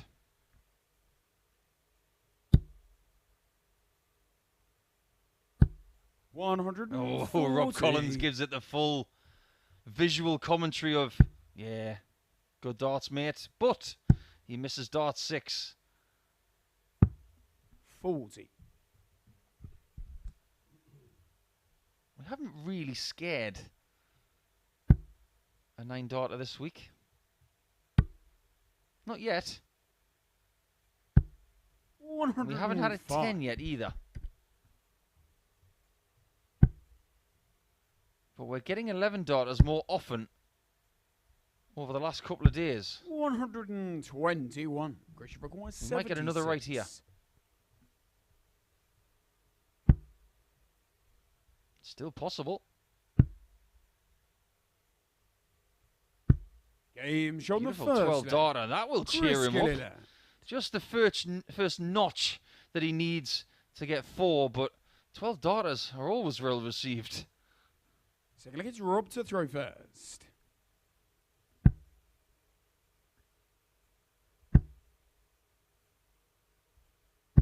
$60. It's a very interesting dart that Rob Collins uses. It's not the kind of dart that you would walk into a dart shop and think, that's the one I need. 140. It's the kind of dart that you will put in your hand and think, ooh, that fits. It's got a scallop towards the back, a more bulbous portion with grip in the middle, and a taper at the end. It's the kind of dart that somebody would use because they want to be reminded every time they grip that dart that there is a place on that barrel for where their fingers need to sit.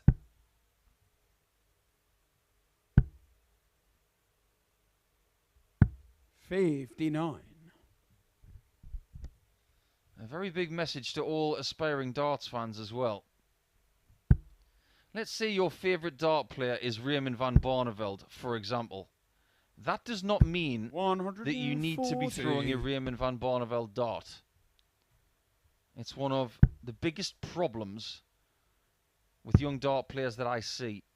They throw darts because they idolise a certain player. Now, there's nothing wrong with buying them and collecting them, but get the darts that suit your game.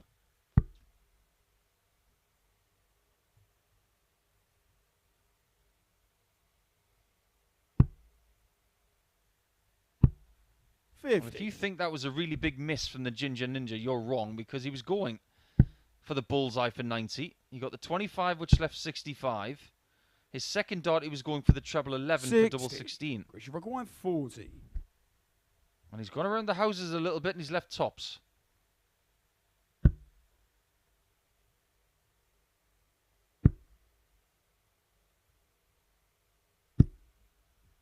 But hasn't got over the line yet. Collins is just starting to falter a little bit.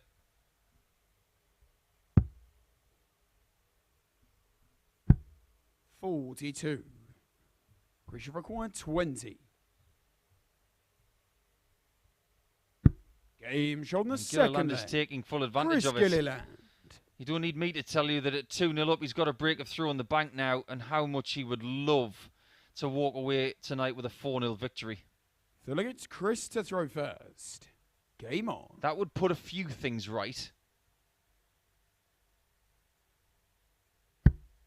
There you see his average after 2 legs. Pretty healthy, to say the least.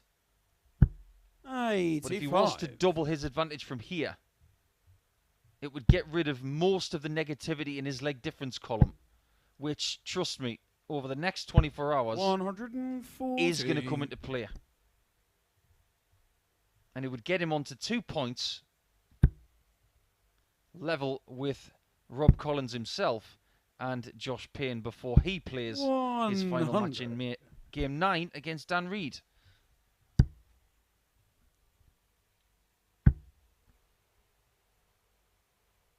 $180. Collins has been missing in the treble 20 department for the first couple of legs, but he's figured it out.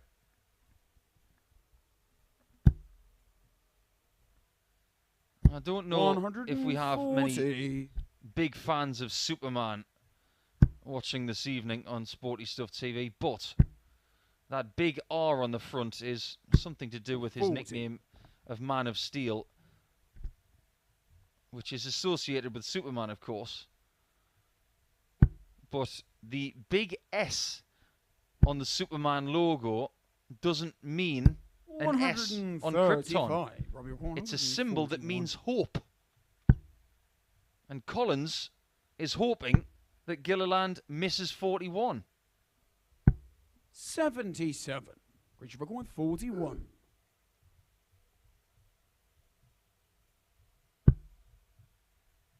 I think he's changed his tactic, you know. Game shown the third because leg. all week long, Gilliland. when he's had something like 41 left, he's gone for 1 for double top. And this is clever from Gilliland. I'll explain why in a second. Looks like it's Rob to throw first. Obviously, things have not gone to plan tonight. And way too often, you see sports people doing exactly the same thing and expecting different results. But what we're seeing from Chris now is a change of tactic on his doubling. 81. Trying to leave double 16 a little bit more as opposed to tops and tens, which hasn't worked tonight, and it's paying dividends. 100. He's showing a bit of game flexibility.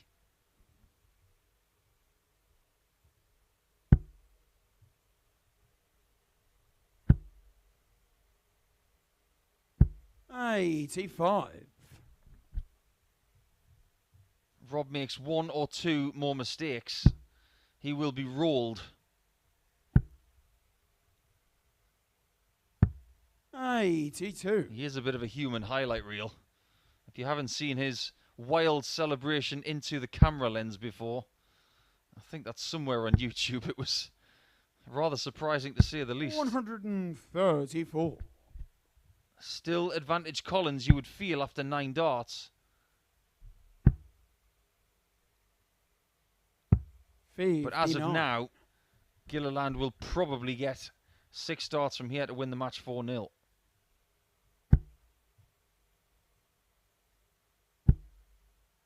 A beautiful action that he owns. Robbie Rock 160. Throws those darts like feathers. No ferocity. And he's going to get a look at 101, which will be 85.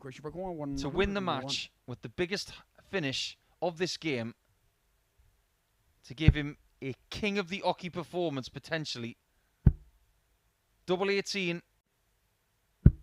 65. In fact, it wouldn't have been King of the Ocky because 75. they're tied on 180 each. And in order to get King of the Ocky, you have to have the most 180s. 55. 3 darts clean at double 18. This is dreamland for Gilly. 36. To walk away from tonight with 2 points.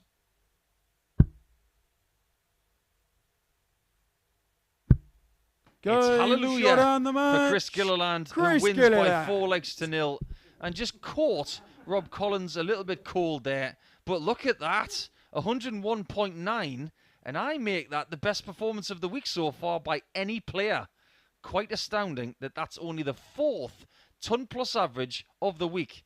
Nice way to sign off, Chris. We'll see more of you a little bit later on Friday night. Collins has got one game left, but he'll have to wait because Dan Reed and Josh Payne come next after the break.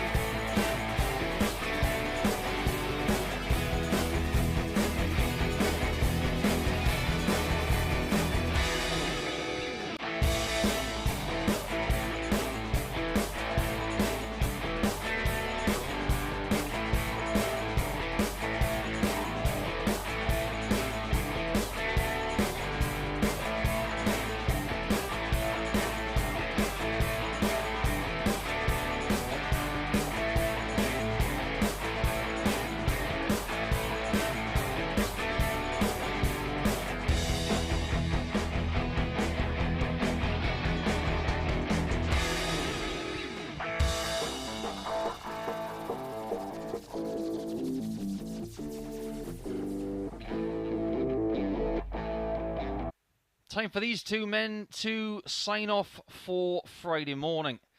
Dan Reed and Josh Payne will do battle over the best of 7 legs now to see who finishes the better of the two for the night.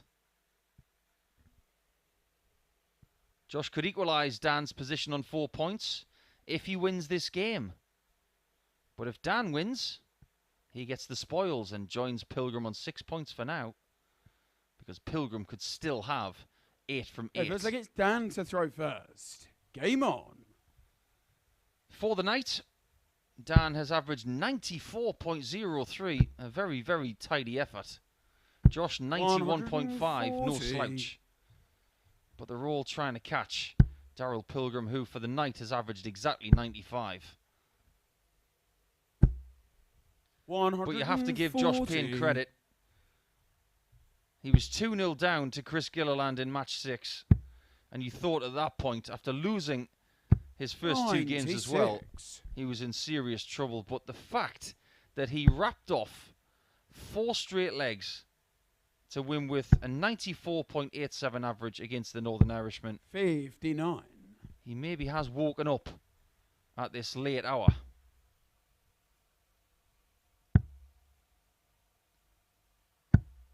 $45. Dan lost his previous game to Darryl Pilgrim, who put in another solid display of 96.82, but best performance of the night from the person at the foot of the table. At least he was.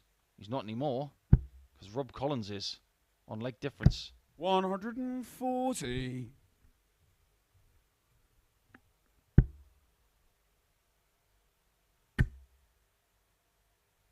Trying to leave 64. 100. And not succeeding. 80. Double 10. 75. He's had a few tips with double 5 tonight. Can Josh get a shot at tops? Or another double? Another double. Game shot the That first double. leg. That was Payne. really well thought out. As soon as he hit that single 16 in that spot, he was thinking, I can't hit that 48 to leave double top. Second leg is Josh to throw I'm going to first. try a different Game route. on. And that showed a lot of maturity.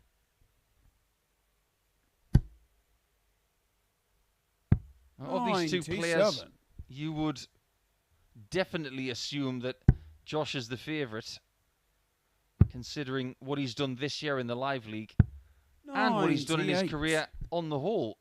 Former World Youth Championship finalist, a 2-time Players' Championship winner in the PDC Tour. 140. And a winner 3 times on a Saturday night here at the Live League this year. 55. But in the head-to-head record, it's somewhat interesting. Dan Reed has won 3 of their 4 meetings. 140. And some of those performances have been pretty decent. Averages of 87, 96, and 92 in those wins. 140. Josh for 124. But it's Josh who's got this game by the scruff of the neck. Game shown the second Even leg. more so now. Josh Payne. Oh, we're on the cusp of another 4-0 victory. He's taken out 2 Tom Plus finishes to start this match. Dan to 104 throw first. and 124. So it begs the question, doesn't it? If the pattern is to continue, the next one we'll see is 144. 55. I know how Josh operates as well. There is no way that he will expect to not be playing on Saturday night. Even after his somewhat interesting start to the night, he will have said to himself in the mirror, I'm not having this. I'll just win my final 2 games and I'll fix this. And he's doing an unbelievable job of that right now.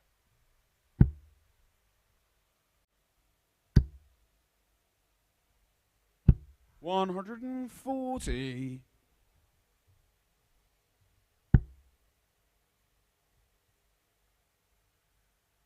Not that Dan's playing poorly. He's averaging 97. 100. But he's been left in Josh's dust.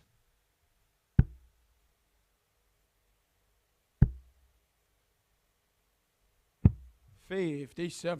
Josh require 84. Got to go for single 14 or treble. It's the bull. 30. Not his best effort, but the 164. bullseye's been a bit evasive this week for Josh. Can it be found by Dan? Doesn't even get a look at it. 132. Josh require 46. I wonder what's happened. Has the point of Dan's dart stuck in the board?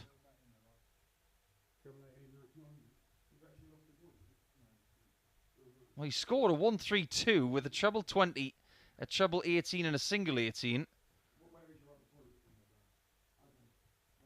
The point is not stuck in the board, but something's obviously happened.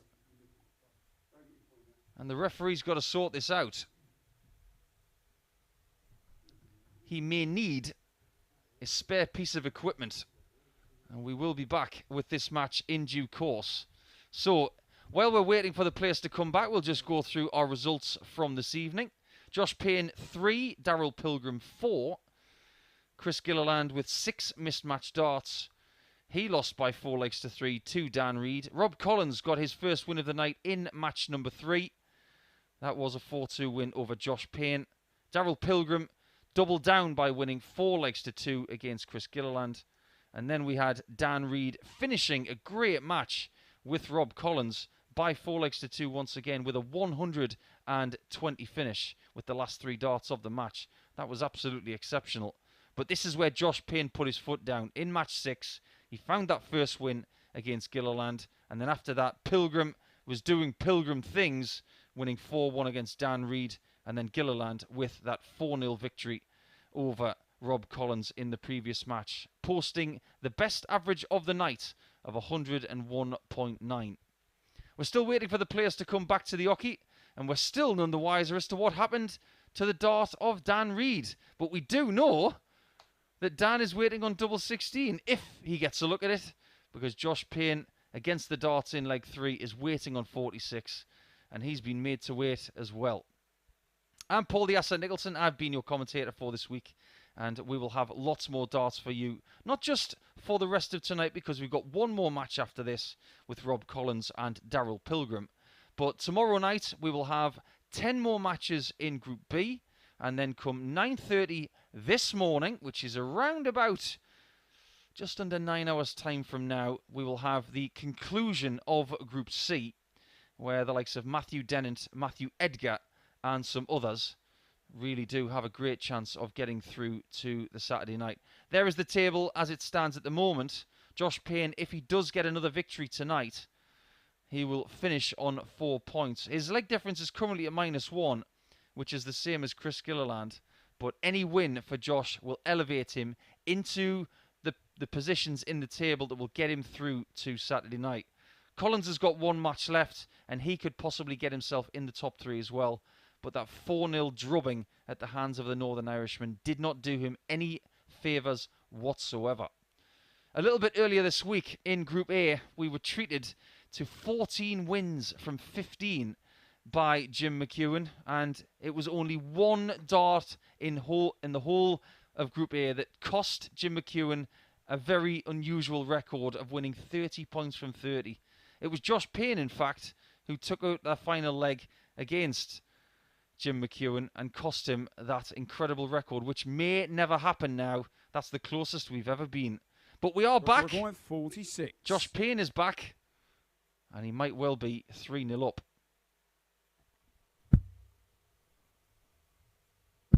Game And shot he is the 3-0 third up. leg. Josh Payne. Well, we had a bit of a drum roll for quite a bit of time there, didn't we? I suppose we might have to wait a little bit longer to find out what went wrong for Dan Reid after that 132 shot. Fourth leg, it's Josh to throw first. Game on. I suspect that maybe a piece of equipment malfunctioned. 140.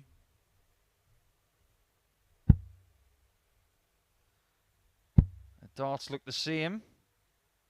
85. Maybe it was a snapped point or maybe a snapped stem, something like that. Everybody looked a bit puzzled. 99. But I have confirmation now that a dart that he threw in that 132 score at the end of the last leg, 100. one of the points snapped in the board. So emergency surgery on one of the darts 43. to remove the point and put in another one.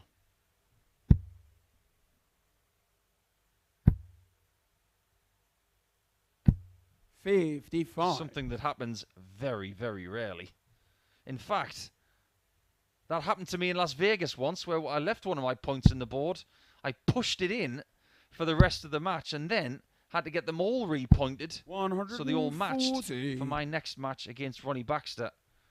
A set of darts that I actually still own. Anyway, that's besides the point. 57. We're looking at Josh Payne 79. on 79, looking to finish this match off with his best performance of the week.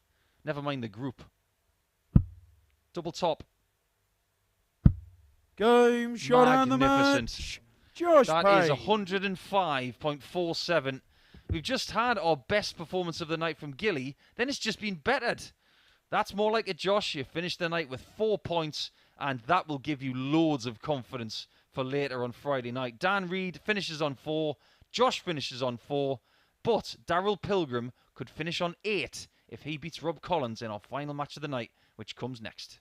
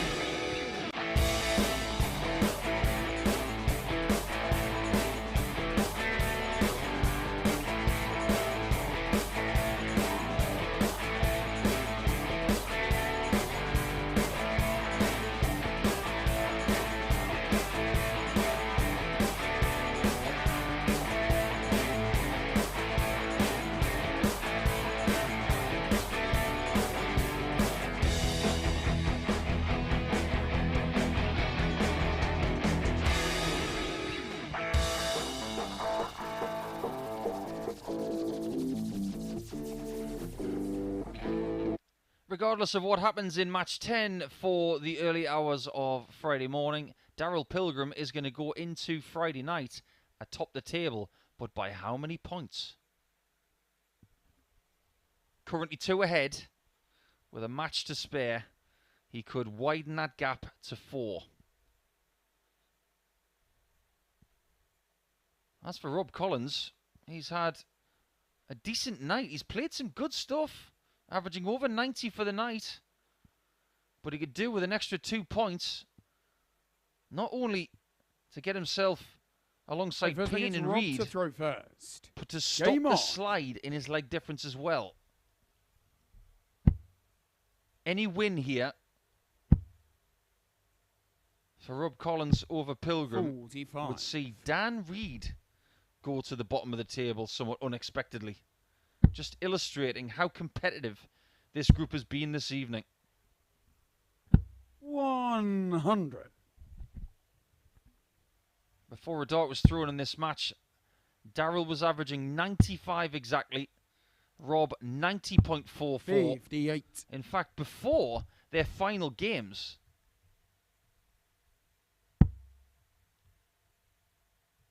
only Chris Gilliland was under 90 60. at 89.62, illustrating that before Game 8 began, for the night, these guys were averaging 92.01. 100. But since then, we've had 2 ton plus winning averages.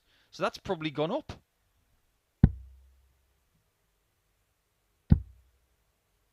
Great standard.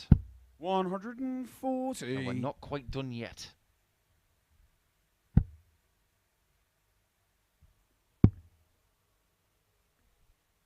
Can't be ignored 60. that Rob's worst performance of the night did come in Game 8, averaging only 82, only getting 1 dart at a double in that match as well. And you wonder if he's just run out of steam a little bit against the ever consistent Darryl Pilgrim.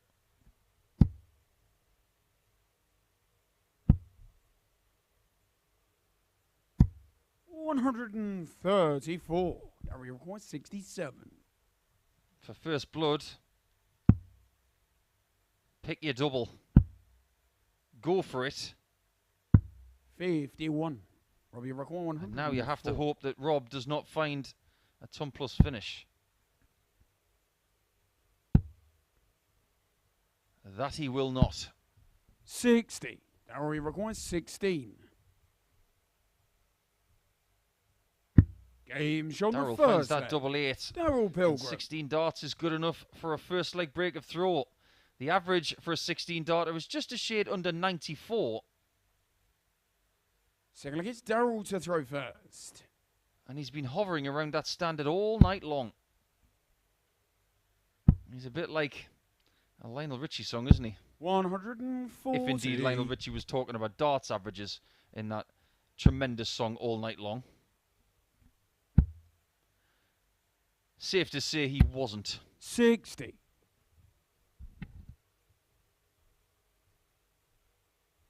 Wouldn't it be wonderful if he did, though? Imagine a Lionel Richie song where he's talking about darts averages. I wonder how it would go. 57. We've been having a little bit of fun, actually, in the studio just before our evening session began, talking about 140. production crew's favourite bands and things like celebrity crushes and things like that. There's some very interesting answers. 98. Not that I'm going to let the cat out of the bag, but one of our dart players actually said that their celebrity 58. crush is Laura Woods, a very famous football presenter and radio talk show host. Someone who I've worked with on a Darts magazine show before 96. and within the darts community.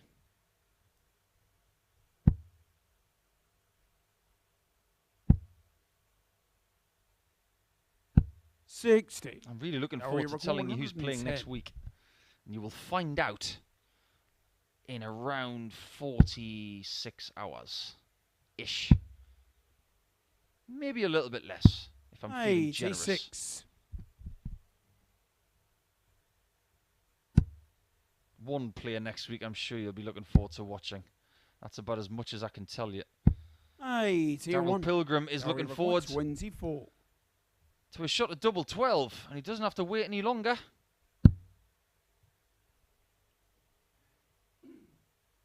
Just changing body position for double 6. And that was a very prudent play. Darryl Pilgrim. When you stand to the right-hand side of the oche like he does, going for double 12 is a very different shot to going at double 6. So look, it's Rob to throw first. Stepping back, treating it like a first dart again, and going for a different target. 59. If you think that going for double 12, as opposed to going for, say, a double 6, is the same sort of dart, you're wrong. It's like having a shotgun in your hands, doing clear pigeon shooting and trying to hit a shot that's high and left as opposed to low and right. They're two very different shots. 177. That was different gravy there from Collins. That's been missing a little bit over the last couple of matches. 58.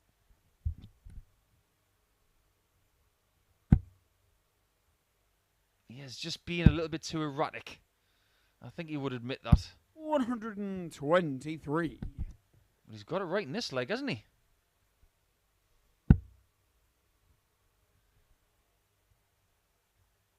Well, Darryl just made the face that I make on most questions I hear from University Challenge. 74. Robbie Rock 142.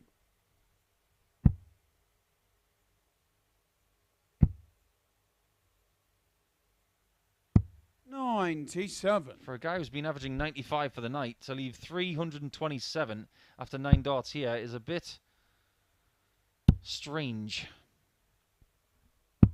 57. Robbie require 45. A little bit out of the ordinary, let's say. Can the leg be taken by Rob? Game shot on the there third it is. leg. His first leg in a while. In fact, the first leg he's won since match 5, where he lost to Dan Reed by 4 legs to 2. Fourth leg, it's Darryl to throw first. You could see a long time between drinks. 58.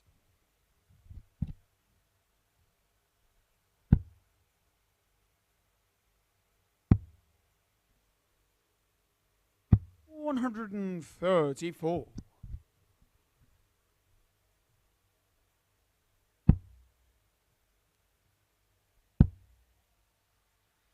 Our Friday morning coverage will start again at 100. 9:30 a.m. Like I mentioned, your first game will be Aaron Beanie against Gary Stone.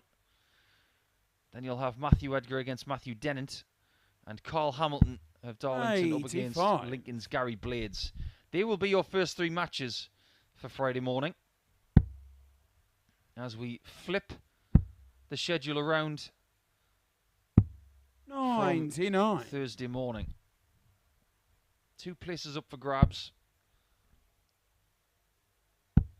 And I think there's going to be a real dogfight between those 6 players for those 2 spots come noon today.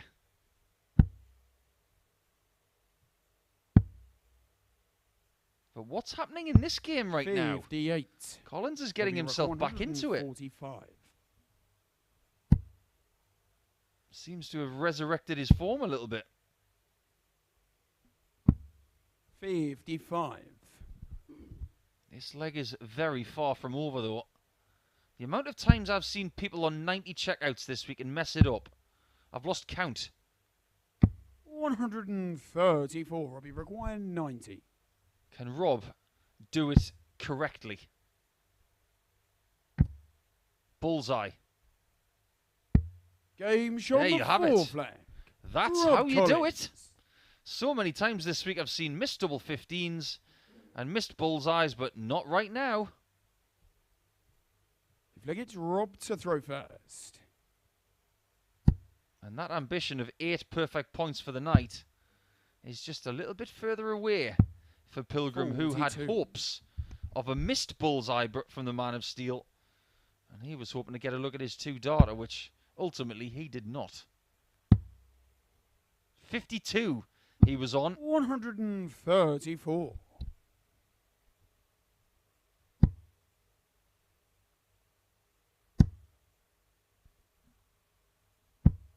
45.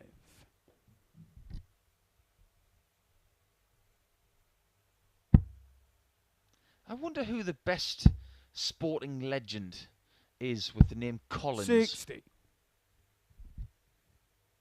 I can think of a couple. What about John Collins, that fabulous Scottish footballer? Played for Celtic. What a player. 56. But then you think about Steve Collins. Incredible super middleweight boxer with a chin that was made from granite. 42. I wonder if there are any more.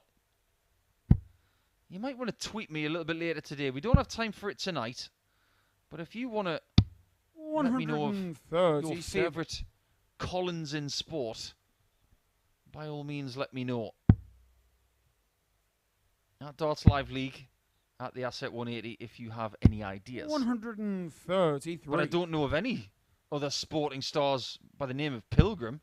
He is very much on his own. Unless anybody knows of any others. 60. Now we record 132. Everybody loves this finish. Everybody wants to hit it. But not right now. 64. Robbie require 161.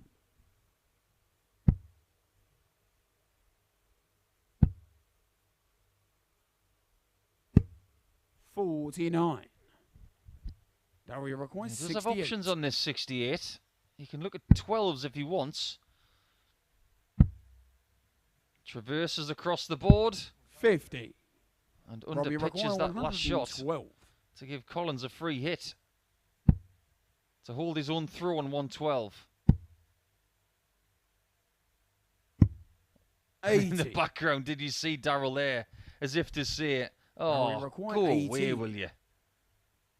Well, he didn't find the 32 bed.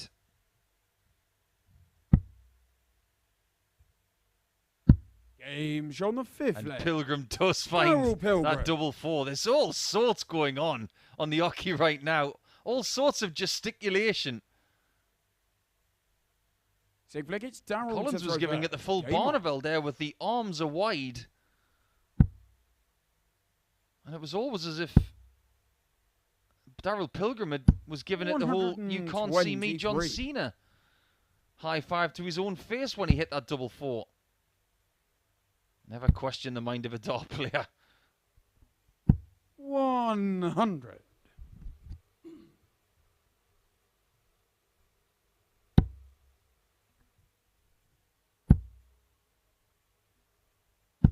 140. 180s are overdue in this game, that's for sure. We haven't had any.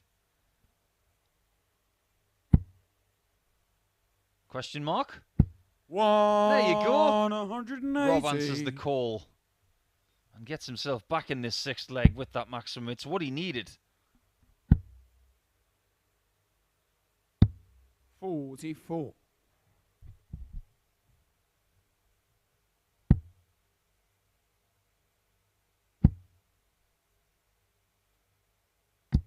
100. Ooh, get it quickly. Now we'll have a look at 1-2-1. And needing to hit it. 134. Robbie Rocker 121. Over to you, Rob. Double 14. 93. It's Pilgrims for the taking. Darryl requires 60. For 8 perfect points. And a leg difference of +8 for the night. To have 1 foot in Saturday night already, it's double 10. 50.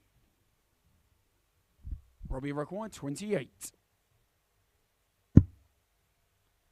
Double 7. From the angle. 14.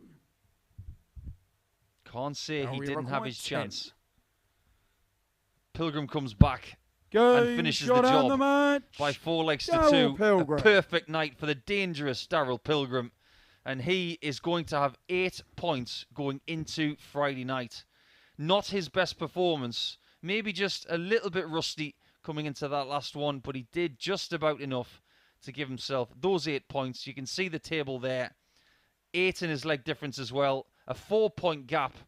And even if he doesn't turn up in the first couple of games when it comes to Friday night, he's still going to have the lead in the table. So 1 foot in Saturday night and minimal work to do come later on tonight. But before we get there, we've got Group C action coming on Friday morning from 9:30 a.m. I wonder who's going to come through Group C. In order to find out, you're going to have to join me in around about 8.5 hours. I hope you can join us then. Live on Sporty Stuff TV from 9:30. I've been the asset on Thursday and a little bit of Friday. I'm signing out for now for a little bit of sleep, but I'll be back. I'll see you soon.